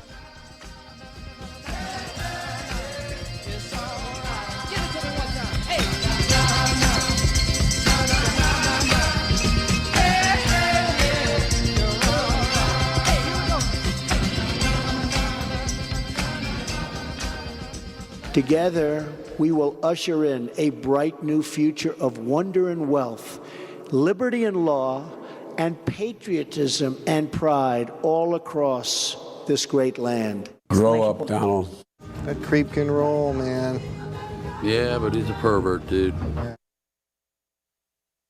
Brad Zog, owner of Zero Res Madison, resisting dirty carpets and harsh chemicals. Brad, why should people use Zero Res Madison? Why wouldn't you clean your carpets like this? We're not using any soaps. We're not using any chemicals. We cost about the same as the other guys. You look at it and you go, where's the downside? You got a completely green clean. It's awesome. We guarantee it. There's no downside. There's no downside. Use Zero Res. Call Zero Res today. 608-848-9000. Zero Res. Spell it forward or backward. It's the right way to clean. Here in the Badger State, we have our own expressions. When we're looking to go on vacation, we state, well, let's go up north. Hello, this is Tom Bennett, President of Teamsters Local 200. Here in the Badger State, we also have another expression, union yes. The strength of the labor movement depends on elected officials here in Wisconsin and Washington, D.C. that support the values of working families that raise the standards for all. Give us a call at Teamsters Local 200 at 414-771-6363 or visit our website at www.teamsterslocal200.com or on Facebook at Teamsters Local 200. Be engaged. Have a drink at Regano's Roman Coin. This neighborhood corner tavern is as classic as the street it occupies. Family owned and operated since 1966, Regano's Roman Coin is located in a former Pabst Tide House on historic Brady Street, serving an array of craft beers with a focus on Wisconsin breweries. Also, weekly drink specials, trivia on Wednesdays, seasonal sporting events, parties hosted for all occasions, and pet friendly. Open 11 a.m. Tuesday through Friday, 10 a.m. Saturday and Sunday, closed on Monday. Regano's Roman Coin, Milwaukee's pet friendly, cash only order and classic corner tavern. 5 Nines, your local single-source IT solutions provider, specializing in cloud technology, consulting, servers, networks, and hosting. We manage your IT so you can focus on running your business. Enjoy technology. Enjoy 59s.com. Did you know you can take Wisconsin's Resistance Radio anywhere? Check us out on the TuneIn app under WRRD. I'll help you out. Hey, Alexa, play WRRD on the TuneIn app. You're welcome, everyone, and thank you for listening to Wisconsin's Resistance Radio Network. The Devil's Advocates, because it's always 420 somewhere.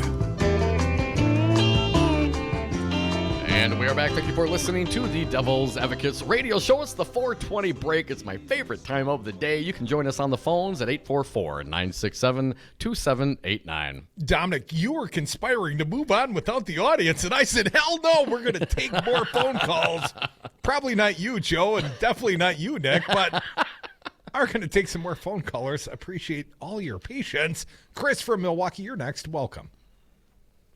Yeah, I'd like to talk about the detrimental effect of all this investigation that's going on.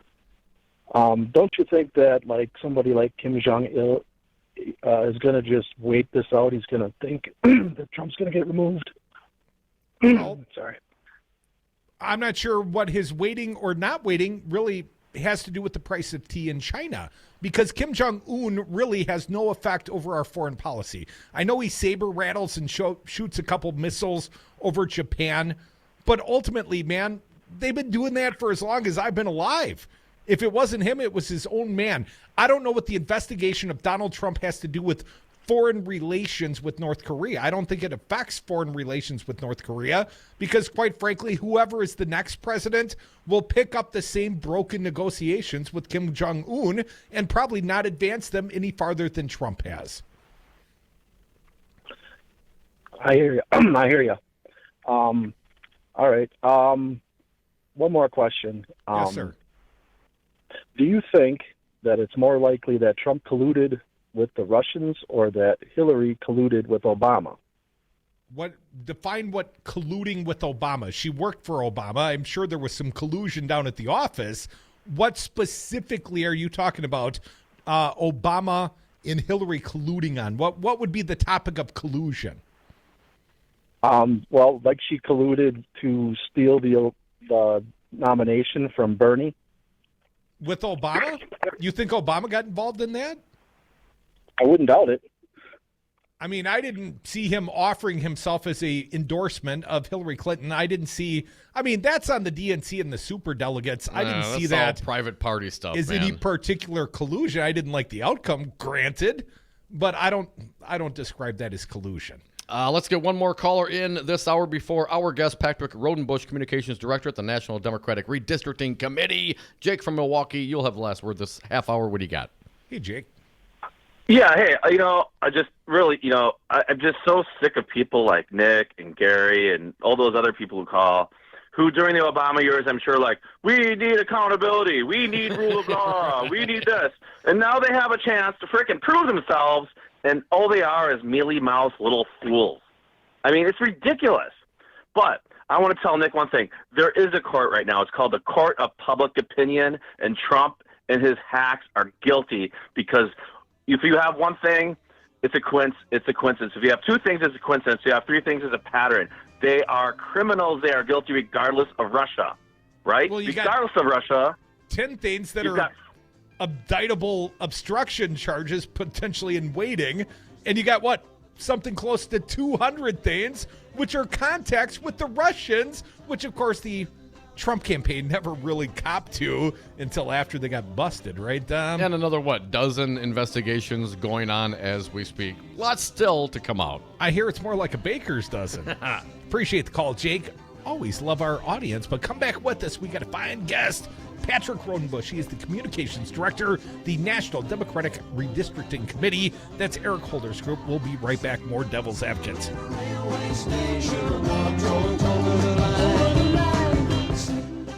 Do you want to be a winner? All the winners I know like the Devil's Advocates Facebook page.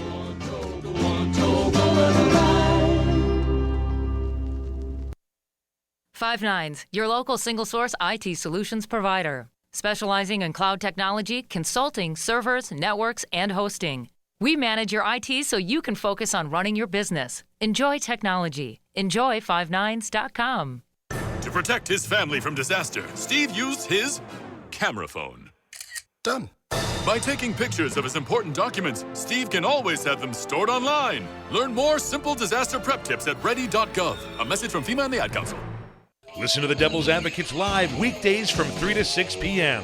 Scott Walker tweeting out from a La Quinta in a Rancho del Solio Ronald Reagan fashion shirt. As a guy who's wearing a Bernie Sanders shirt, how can you rip on bootleg. a guy for wearing a Ronald Reagan shirt? Buddy, I got a Bernie bootleg on. This is cool on so many levels. You don't even know how cool I am. I do not. If it could just be a little tighter.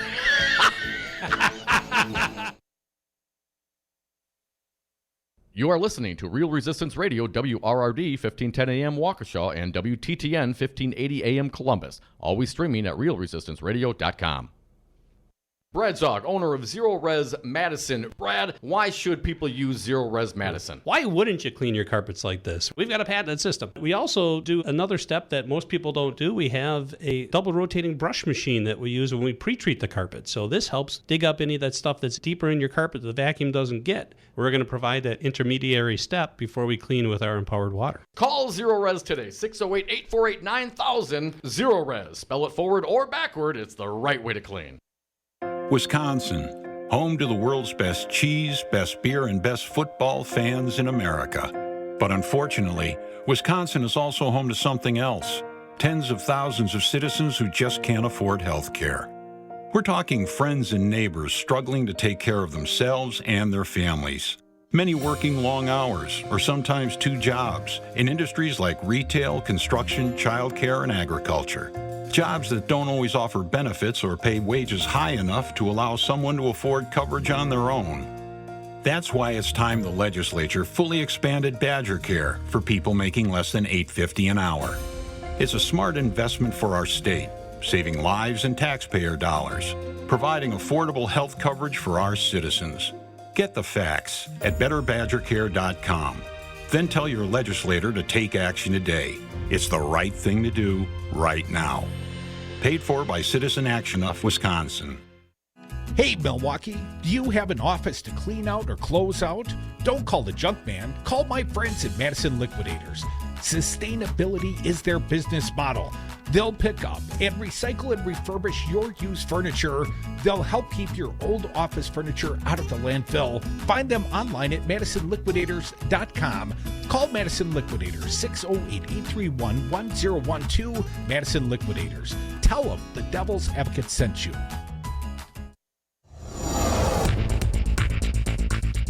For 1510 Milwaukee and 1580 Madison, I'm Stu Daniels with your headlines. Downtown Milwaukee was in the national spotlight on 2 different TV networks last night. In addition to the Bucks game at Fiserv Forum, presidential candidate Amy Klobuchar held a town hall event at the Grain Exchange, which was broadcast on the Fox News channel. And if you're looking for something to do with Mom for Mother's Day, the Milwaukee County Zoo is offering free admission to all moms on Sunday. The zoo is open from 9 to 4:30, and you'll be able to see the newly redesigned and expanded elephant exhibit, which just opened last weekend. Outside tonight, mostly cloudy, lows around 40 degrees. Tomorrow, mostly sunny with highs in the low 50s in Milwaukee, upper 50s in Madison. You're listening to WRRD and WTTN, Wisconsin's political talk. Are you with me? The Devil's Advocates, where there's always time for Scott Walker bashing. Hashtag Walker bashing. Welcome back to the Devil's Advocates Radio Show. Dominic, we welcome back a fine guest live via phone. He is Patrick Rodenbush, Communications Director, National Democratic Redistricting Committee. That's Eric Holder's group. Patrick, welcome back to the Devil's Advocates Radio Show. Thank you. Thank you for having me. Thank you, sir. Well, Patrick, the former governor of the state of Wisconsin, continues to gall. Not only did he write an op-ed for the Foxy News, but also appeared on the Foxy News. And apparently Scott Walker, the former governor of the state of Wisconsin, takes great issues with your outfit and your efforts. Hell, man, to hear Scott Walker tell it, Patrick, all you guys want to do is sue till every state is blue. How do you answer those charges, sir? This is going to come as a shock to some of your listeners. But Scott Walker was not truthful when he joined Fox News. He may have gotten some facts wrong. What? So, I know. So yeah, he's out there. He's saying a few things that we are trying to sue until blue, which that's like very catchy. I'll give him that, but it's also not true. We have got lawsuits in a number of states. The reason that we bring lawsuits is because Republicans, like those in Wisconsin, Scott Walker included, have drawn electoral maps where it's nearly impossible to vote out state legislators. So you have in Wisconsin a system where last fall, Democrats win more than 50% of the votes statewide, and Republicans still get the majority of the seats. So when you don't have the option to vote them out, you sort of have to sue to get fair maps in some places. The other thing that Scott Walker is fond of saying, and I actually wish this one was true, he keeps saying that our group, the National Democratic Redistricting Committee, has $200 million. If only that were so. Can I have some of that money? Exactly. I just like to think what we could do with all that money. But we sadly do not have $200 million. But this is what he's out there. He's raising money for a Republican group, the National Republican Redistricting Trust. They're trying to keep in place all these gerrymandered maps around the country. And so he's scaring up, the right wing, the base. He's saying that the big bad Democrats with Eric Holder have all this money, and so we gotta raise money on our side. And it's a lot of it's nonsense. Well, Patrick, like Scott Walker and Robin Voss, and give it to citizens. We want to say, why don't we let citizens draw the maps? Because they're not invested in the outcome in the way that politicians are. Politicians are going to draw maps that favor their party, favor themselves, and we want to allow the power to be returned to the people. And so it's just like he's just saying what they're doing, which is really annoying. Like, that's what they want. They want to continue this system where Republicans can just draw maps that allow them to be immune to the will of the people. We want fair maps. And the thing I don't understand is, he keeps saying that we're going to sue until blue, but a lot of these courts and a lot of the opinions that have come down in recent weeks, there's one in Ohio and one in Michigan in the last couple of weeks. There's unanimous decisions from judges that were appointed by Republicans and Democrats that the maps that were drawn violate the Constitution. So he's like arguing that somehow all of these courts are super liberal when that's just not the case. What you get when judges and courts get involved is generally they will appoint a nonpartisan person, an academic, to redraw the maps in a fair, neutral way. But Patrick, that's sort of yeah. I'm sorry to interrupt, sir. It doesn't seem to me that Scott Walker is advocating for anything to be done in any sort of bipartisan or nonpartisan fashion. In fact, specifically, it seems to me he's advocating for legislative drawn maps, as God intended, apparently. But what he seems to forget is, not every state is controlled in red. Some states are blue states, and, the Democrats left to their own devices will also be guilty of gerrymandering if they're so able. Yeah, that's true. I think he views, if you look across the country right now, it's just the fact that Republicans have more control of state legislatures and more governorships. So they see that. I think Scott Walker sees that and says, well, if we just keep it the way it is now, sure, there will be some states where Democrats, may draw districts favorable to Democrats, but when you look at the country as a whole, Republicans are in a much better position to gerrymander. They control Texas. They control Florida. They still control the legislature in Wisconsin, but there are all these big states with lots of congressional seats that are controlled by Republicans. They want to keep that power so they can continue to gerrymander. And the worst part is, because of gerrymandering, it's so hard to vote these people out. You have to win. This is why Governor Evers winning last fall was so important, because now he can put a check on the legislature. Folks, you're listening to the Devil's Advocates radio show. That's Patrick Rodenbush, the communications director with the National Democratic Redistricting Committee.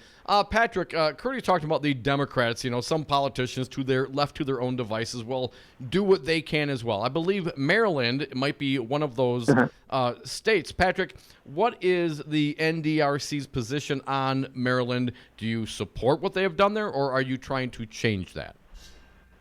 We are trying to change that. We do not support what they did in Maryland in 2011. And I just want to point out that what happened in Maryland was literally one district that was gerrymandered for the purpose of Democrats.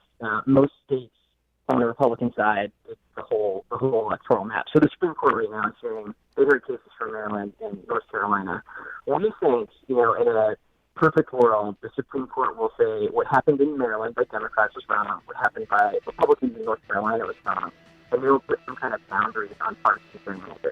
But we think it would be for the benefit of the country, our democracy, if there were rules in place that say you can't partisan gerrymander.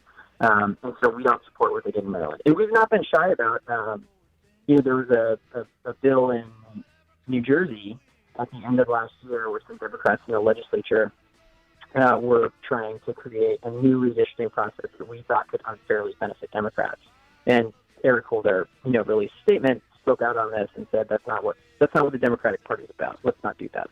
Patrick, love the conversation, not loving the cell phone connection. Really appreciate your time, though. Patrick Rodenbush, Communications Director, National Democratic Redistricting Committee. Please stop by next time you're in town, sir.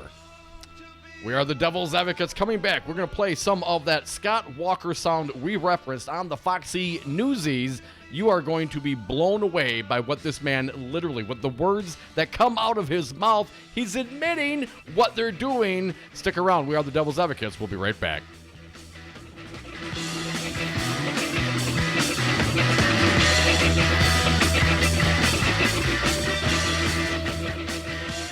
You wouldn't hire me to be a neurosurgeon. You wouldn't hire me to run condos. You wouldn't hire me to run HP. You probably wouldn't hire me to run the United States Senate. They can go suck lemons.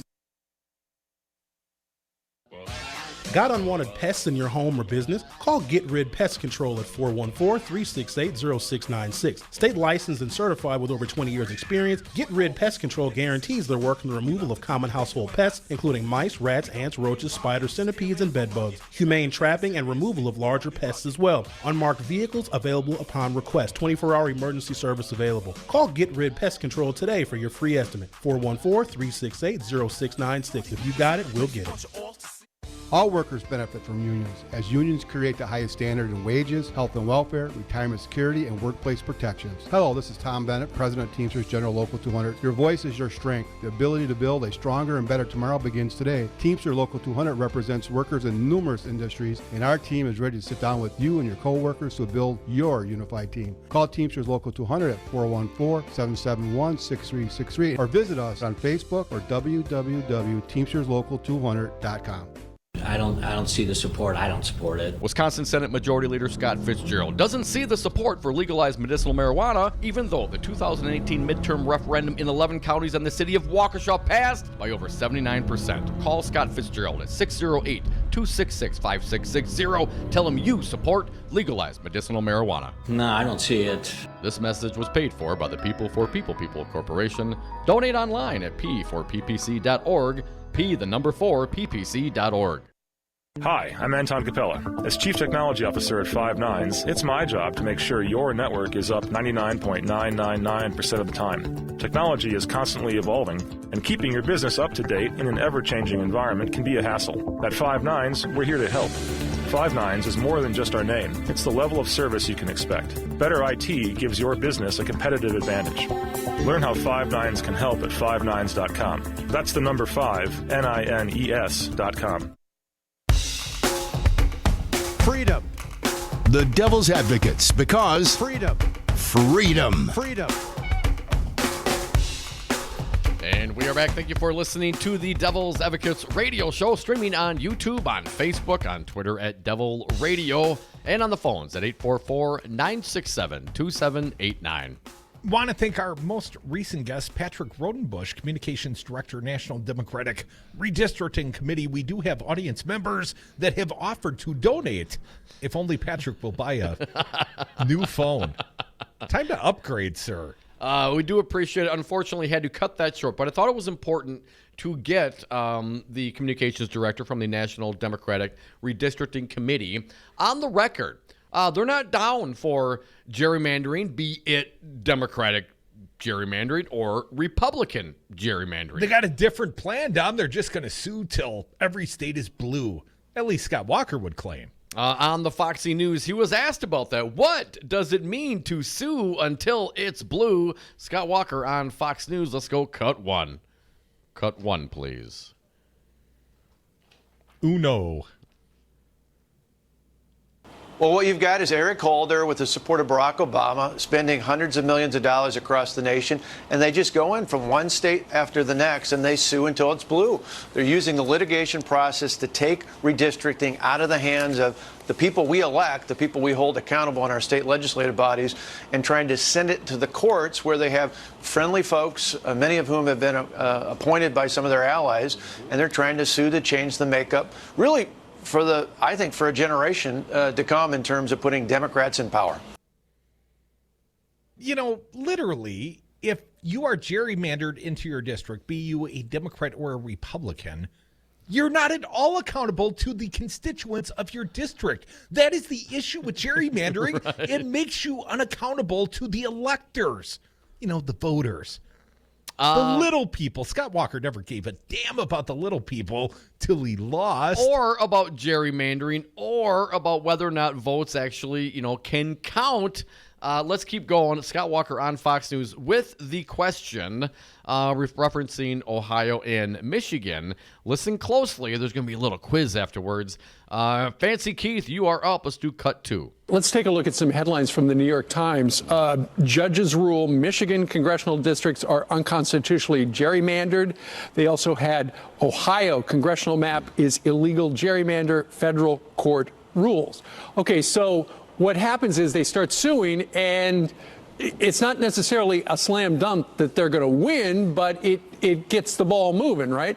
Right, in the time being, right, you've got actions by the courts, and that's what they do.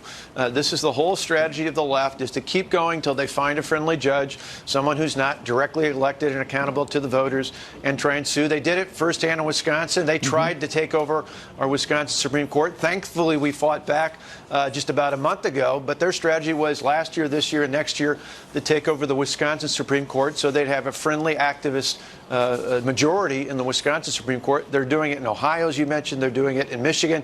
You already look, even in last year's elections, there's about 15 seats in 4 different states where they already used the litigation process to try and make it competitive. That's at least part of the reason why Nancy Pelosi is now the speaker. They want to make her and people like her permanently in charge of the U.S. House. We can't let them do that. We've got to fight back for truly fair maps. If we've got fair maps, our ideas work. If we've got a competitive marketplace to tell our message to the American people, we can win district by district, but we can't do it if it's always stuck in the courts.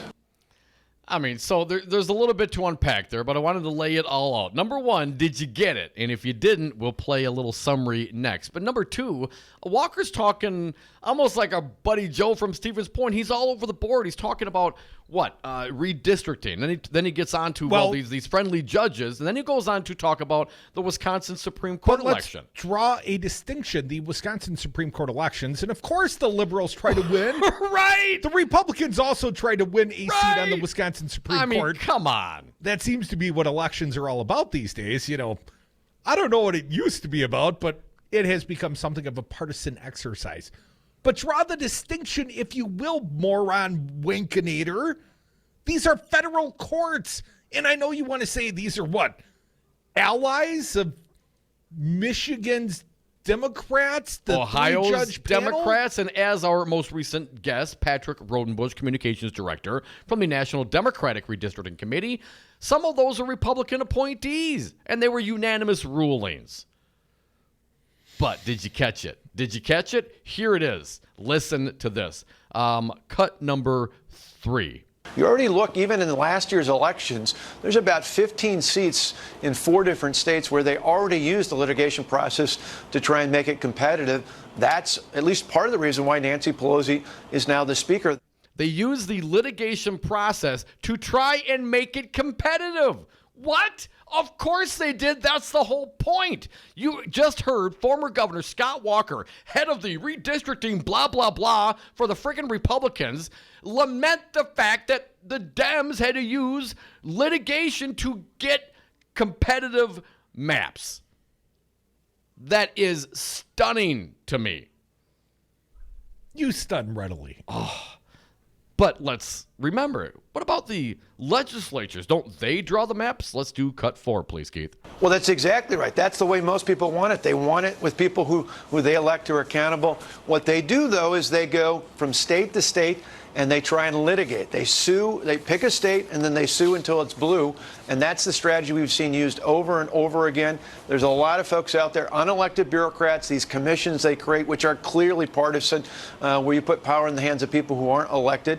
And then these judges, many of these federal judges who have lifetime appointments, and they love nothing more than to be activists out there. I appreciate the fact that the president tweeted about it, because I don't know that enough people understand just how significant this is. It's not just about the 2020 elections. It's about the fact that they could put in place maps across America that make it almost impossible for the next decade to win in these districts. That's exactly what you did in 2011, Scott Walker.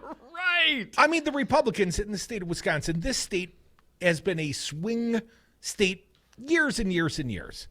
Very little time in our state's history has one party had complete control of the levers of power. In fact, the last two, decennial, every 10-year census, we had divided government both times. Went to a judicial panel, those damn lifetime appointments. You know, this guy goes back and forth depending on what the issue is.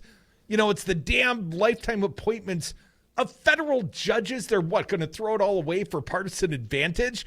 But he likes the elected judges, at least if it's the one that wins that was his former, legal counsel? Right. He likes that outcome. He likes the elected judiciary. Well, no, the elected judiciary here in the state of Wisconsin. That agrees with him. That agrees with him, and his guy won. Well, that was just, standard election, the will of the people. When the Democrats, when the liberals, the progressives try to get someone and back someone and, get their person on the court, well, then it's a takeover of the Supreme Court. I mean, the guy is entirely disingenuous, and I know I'm gonna beat this thing to death. I'm gonna play it one more time because I can't believe that this man actually said this on Fox News on national television. Did anybody get it? Let's do cut number 3 again, if you would, please, Keith. You already look, even in last year's elections, there's about 15 seats in 4 different states where they already used the litigation process to try and make it competitive. That's at least part of the reason why Nancy Pelosi is now the speaker. And then, of course, tailor that with cut number 5, if you would, please. They could put in place maps across America that make it almost impossible for the next decade to win in these districts. Yes, they tried. They had to use the litigation process to try and make the maps competitive. And ... If they're successful in doing so, we have competitive maps, hell, it'll be almost impossible to win these districts.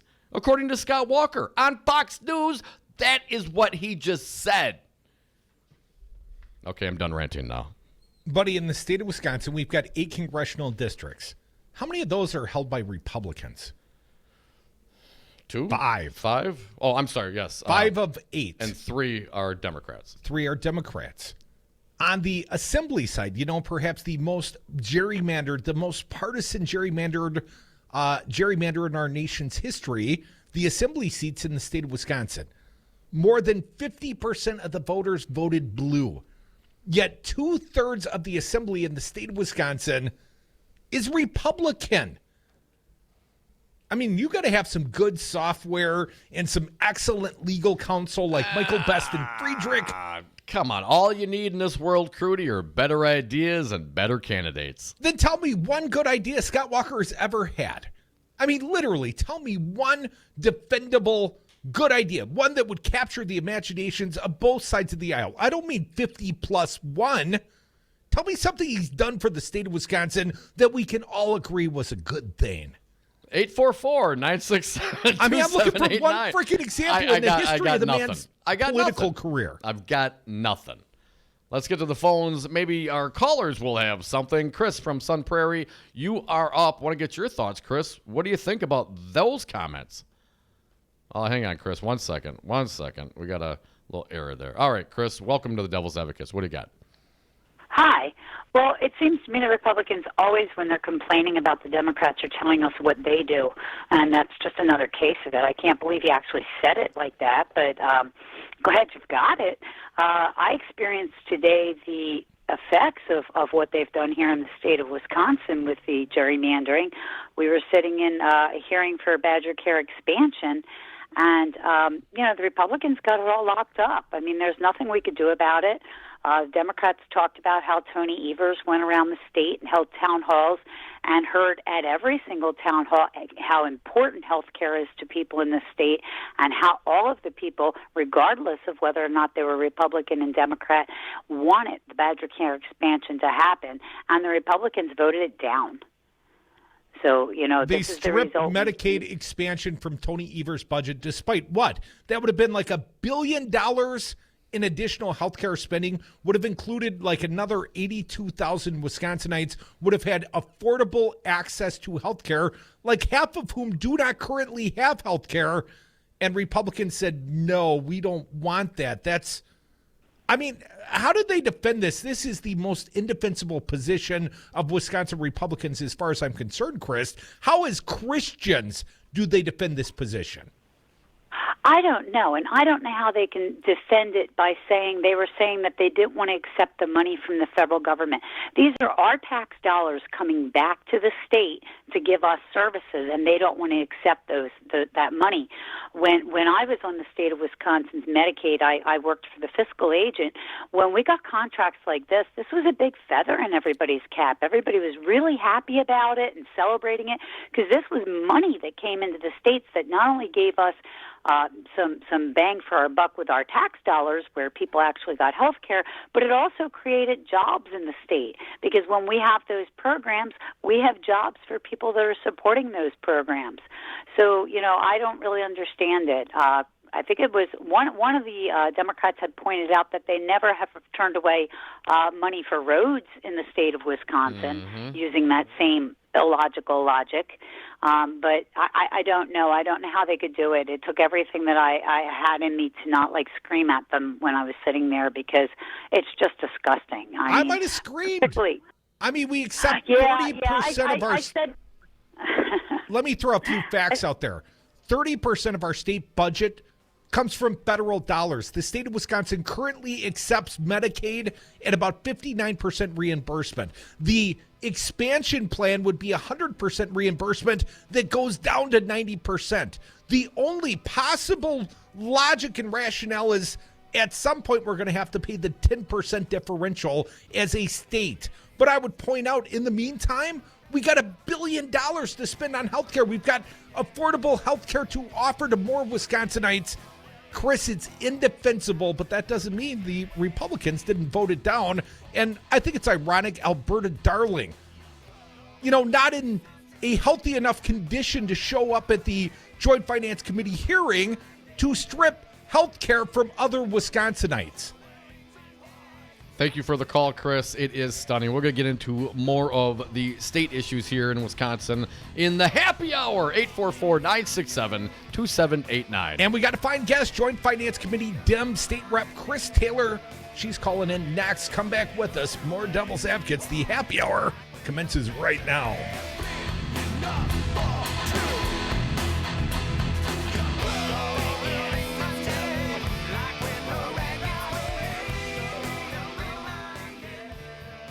If politics is boring, you're doing it wrong. Check out more at domandcroot.com.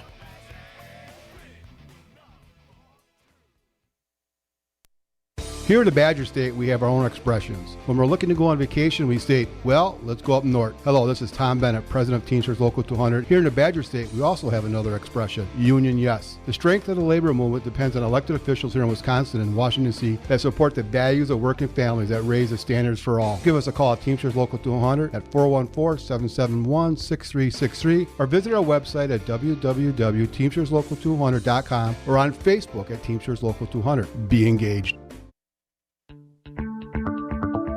Hi, I'm Anton Capella, Chief Technology Officer at Five Nines. Five Nines is more than just our name. It's the level of service you can expect.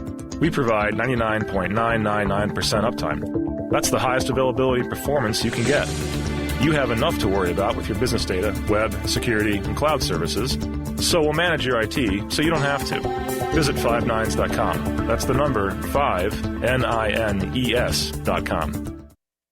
You are listening to Real Resistance Radio, WRRD 1510 AM Waukesha and WTTN 1580 AM Columbus. Always streaming at Real Resistance Radio. Trade talks under pressure, hate crime charges. I'm Barbara Cusack.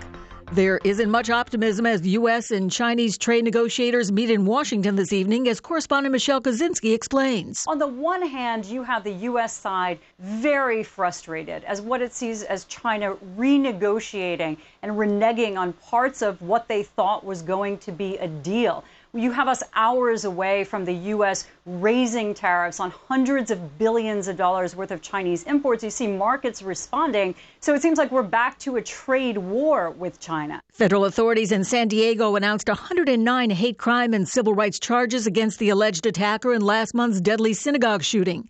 More from correspondent Jim Roop. Each of the 109 charges carries the possible death penalty. There were 54 people in the synagogue on April 27th when the 19-year-old alleged gunman opened fire, killing Lori Kay and wounding 3 others, including a child. FBI Special Agent Suzanne Turner says we all have a First Amendment right to free speech, but when those words move to violence, the law enforcement partners are going to use all of our resources to bring that individual to justice. The alleged gunman will answer to the federal charges next week. President Trump said he was very surprised at the move as GOP Senator Richard Burr's Intelligence Committee subpoenaed President Trump's son, Donald Jr., in the yet-to-be-closed Russia probe. And the president reversed course again today on whether special counsel Robert Mueller testifies before Congress. Well, I'm going to leave that up to our very great Attorney General, and he'll make a decision on that. Over the weekend, Trump tweeted, Bob Mueller should not testify, no redos for the Dems. Uber has set the stage for its long-awaited arrival on the stock market, pricing at $45 per share, leaving the ride-hailing service with a market value of $82 billion.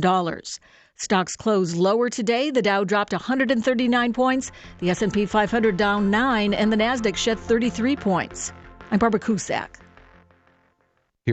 Brad Zog, owner of Zero Res Madison, resisting dirty carpets and harsh chemicals. Brad, why should people use Zero Res Madison? Why wouldn't you clean your carpets like this? We're not using any soaps. We're not using any chemicals. We cost about the same as the other guys. You look at it and you go, where's the downside? You got a completely green clean. It's awesome. We guarantee it. There's no downside. There's no downside. Use Zero Res. Call Zero Res today. 608-848-9000. Zero Res. Spell it forward or backward. It's the right way to clean.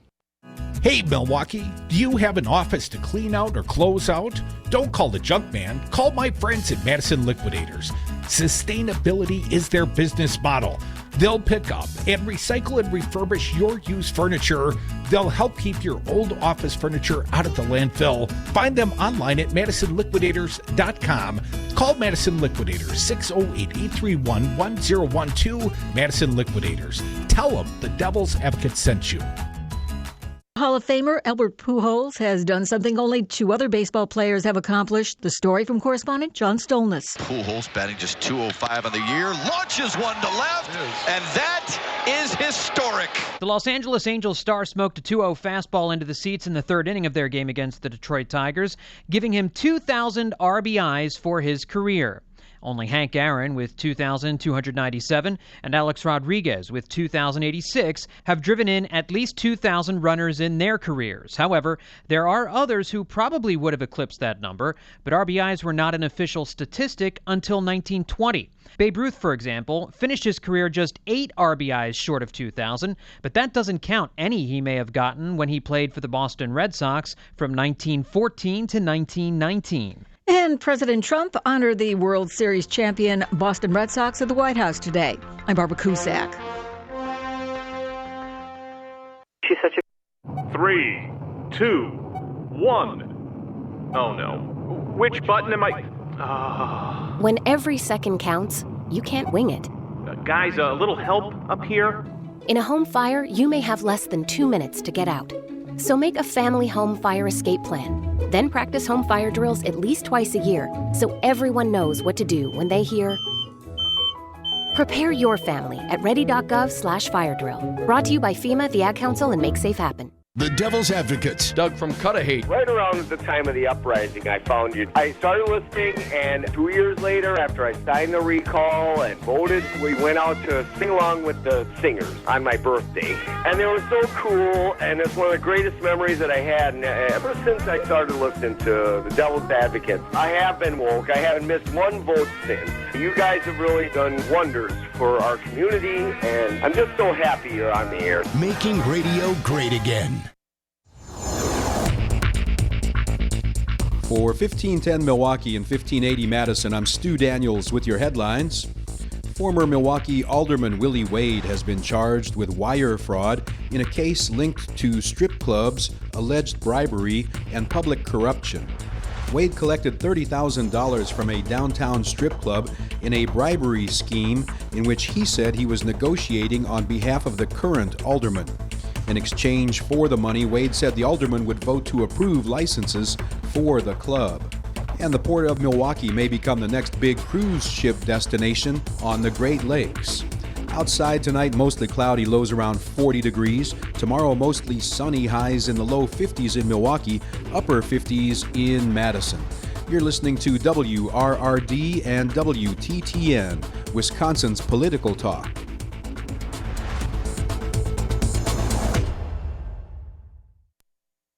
Warning, you are about to listen to the greatest radio show ever. And due to contractual obligations and to shield our airwaves' corporate licensees from any semblance of liability, responsibility, and gullibility, we must tell you the views represented on this show are not necessarily those of this station or its management. This radio show contains differing points of view on current political topics, and due to the nature of its contents, it should be heard by everyone. Thank you for listening. 3, 2, 1.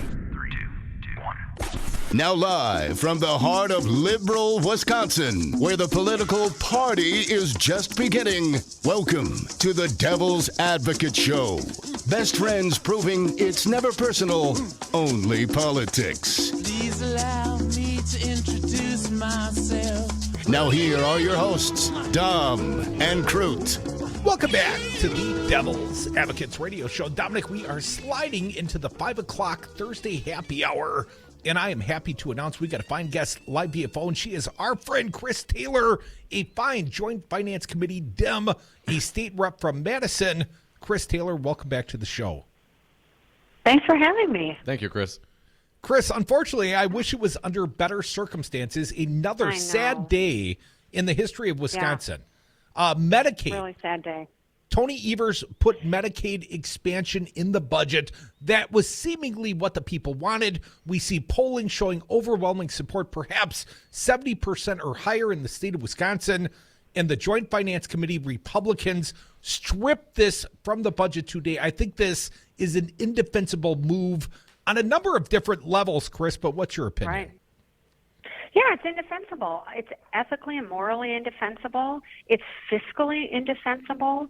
Medicaid expansion not only expands health care to low-income people, and most of these people are working, by the way, unless they're elderly or disabled. These are working low-income individuals. But it also saved our state $324 million just in this biennium in state dollars. We would save that much in state dollars. It also attracts federal dollars. We are kind of at the bottom of the list in terms of states that get our own federal dollars back. So it also would attract $1.6 billion federal dollars over the next 2 years. Republicans said no. They turned their backs on the people of the state. They had opportunities to save people's lives today, and they didn't do it. Not expanding Medicaid was more important to them than actually providing life-saving health care to people in our state. Chris Taylor, at the Joint Finance Committee hearing, were there lots of people advocating against the expansion of Medicaid? What was the convincing rationale? Did the Republicans need anything other than opposition to Obamacare to fall back on? Well, at our joint finance hearings, by the way, the Republicans chose all the locations for these hearings. Then the public showed up. They weren't screened. They weren't handpicked. They weren't invited guests only, like our prior governor. These were members of the public who overwhelmingly asked us to expand Medicaid. Recent polling shows that 70% of our state supports Medicaid expansion. So how could Republicans possibly oppose this? They did not have a real good reason, I have to tell you. It was mostly what I heard was, well, we don't want to expand state-offered health care. Well, you know, when you need health care, when you're a low-income person, you don't really care if it's state-sponsored or private-sponsored. You want to make sure that you can get the treatment that you need. So for some reason, even though my Republican colleagues had the opportunity to save a lot of state money and track billions of federal dollars into our state, they made this really indefensible decision to pay more money in state funds and provide less health care to Wisconsinites. So it was totally outrageous. Folks, you are listening to the Devil's Advocates radio show. That's our friend, State Rep Chris Taylor, member of the Joint Finance Committee. She joins us on the phone. Chris, Mark Sommerhauser reporting on this issue today. Apparently, Republicans are saying that this is an expansion of welfare. That's how they are describing it. And apparently, Nygren said that the 82,000 who would become newly eligible are already eligible for partially subsidized health coverage. What do you say to Rep. Nygren? So, look, when the Affordable Care Act was passed and we had an opportunity back in 2011 to expand Medicaid, I don't think it was really contemplated by the federal government that states would be so dumb like ours not to expand Medicaid up to 138% of the federal poverty level. We could have provided care for people up to that amount, and that's only about making a little over $7 an hour. Okay, so these are still low-income people. Unfortunately, because the Republicans have made just really bad decisions, they decided to not cover anybody over 100% of federal poverty level. So that's about $6 an hour. That's actually, you don't even make the minimum wage and be at 100% of the federal poverty level. The problem with their response is the Affordable Care Act, the private marketplace was never designed for these low-income people because it was never anticipated states would be so dumb not to expand Medicaid up to 138% of the federal poverty level. Because when you do so, you get a 90% match in federal monies. The federal government pays 90% of your costs. So the fact of the matter is, the Affordable Care Act in the private marketplace was never designed for these low-income individuals. And even if they can manage to get a plan they can afford, there's still co-pays, there's still deductibles. And these are literally people who make between $15,000 and $17,000 a year. So it's really a bogus argument. The vast majority of people who would be covered under Medicaid expansion do not have health care. They cannot afford health care, and it's not offered by their employer. And again, these are mostly working people. So these are the working poor. But, so I think it was just such a win-win situation. The thing that is so, remarkable or rather disgusting, I should say, about what the Republicans did was in us not taking all these new federal monies, in us not saving the $324 million, we're not going to be able to make the investments in providing more access to health care for everybody in our state, which is what Governor Evers was able to do in his budget. So, for instance, by saving money, state money, he was able to provide more mental health care, more dental care, more care for seniors, more dementia care specialists. He was able to have initiatives to treat lead poisoning in kids. And these are issues that impact us all, not just people on Medicaid. So that's the other thing that goes by the wayside is using all this additional money to make investments in health care our state desperately needs. Chris, my understanding also with the Republicans concerned of this expansion of welfare, that the expansion would increase private insurance consumer costs more than it would save taxpayers. And Sommerhauser mentions that they had some sort of study that backed up this premise. That's the Wisconsin Institute for Law and Liberty Crow report. And that's my point. Was that Yes. the Will report, or is this something from the Legislative Fiscal Bureau? No. So Republicans, in their desperation to grasp at straws and try to find some reason to oppose this expansion, they cited, and they didn't cite this study today, but Robin Voss has cited this study by the Wisconsin Institute for Law and Liberty, which is a right-wing group. They get their funding from Bradley and from the Koch industries. They did a bogus study that has been discredited, that has actually been discredited by the UW health policy people. And they show that somehow this was going to cost us money. Well, we have many, many studies. I mean, remember, many states expanded Medicaid back in 2011. Yeah. Those states have not experienced an increase in premiums in the private marketplace. They've experienced a decrease in the private marketplace between 7 and 11%. Chris, and that's what the OCI found too, the Officer of Commissioner of Insurance here. Was there an LFB study? I mean, was there any sort of state-sponsored independent study like the LFB on this topic? Well, yeah, they did a lot of papers for us that showed all the cost savings. So these numbers that I'm reciting, the $1.6 billion in federal dollars that we could have gotten over this next 2 years, that was all from the LFB, the Legislative Fiscal Bureau. So the fact that we could have saved $300 and almost $25 million in expanding Medicaid because we would be eligible for all these enhanced matches, we were going to be eligible for all this new federal money. All of that has been is done and provided for us by the Legislative Fiscal Bureau. The other numbers that they gave us was, had we expanded Medicaid back in 2014, we would have attracted $2.7 billion in federal monies into our state through this budget cycle, and we would have saved over $1 billion in state funds. So one argument the Republicans have said in the past is, well, we don't want to, commit to this because maybe the money won't be there. But can you imagine if we had been able to save $1 billion in state funds?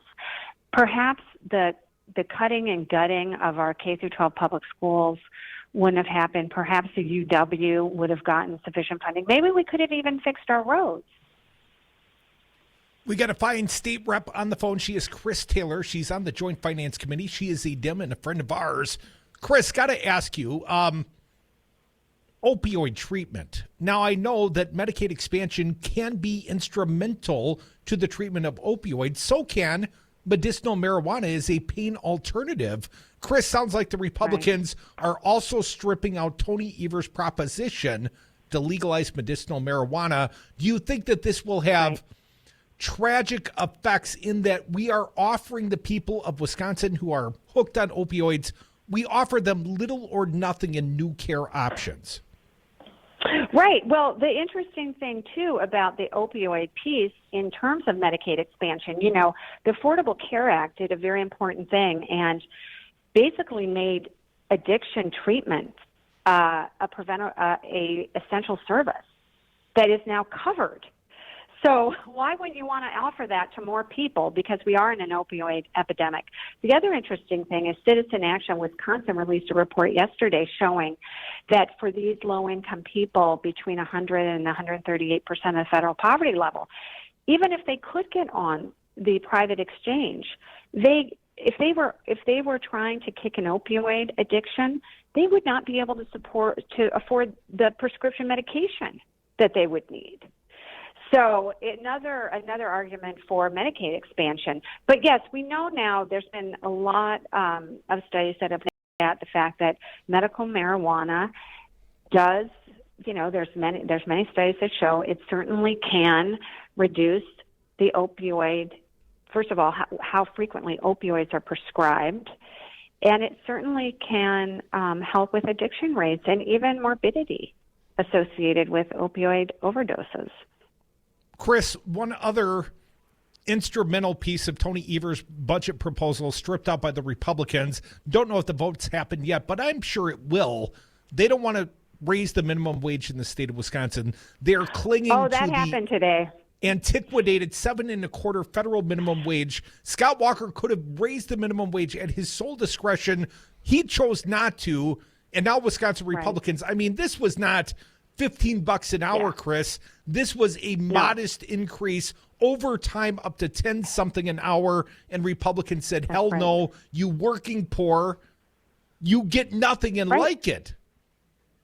That's right. I mean, we are behind. 36 other states have raised the minimum wage. We are one of the few states left that are still at the federal minimum. We have not raised it.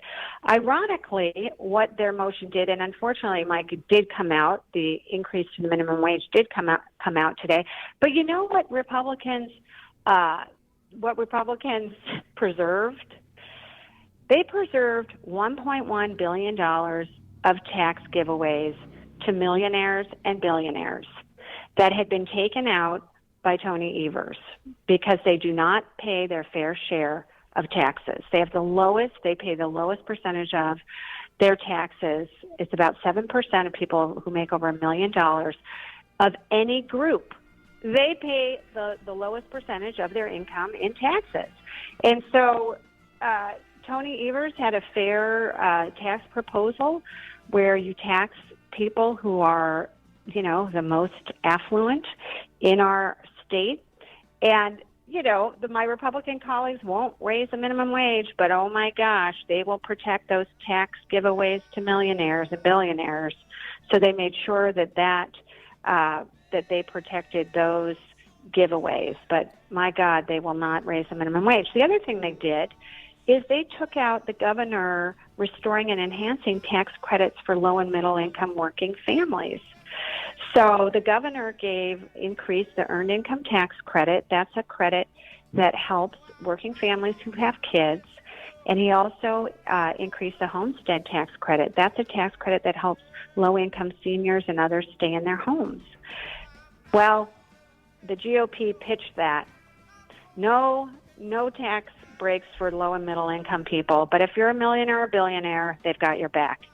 Chris Taylor, our good friend, Joint Finance Committee, Dem State Rep from Madison. Thank you so much for joining us here on the Devil's Advocates. We'll open up the phone lines. They've been open. Thank you, Chris. 844-967-2789. We'll be right back. More Devils.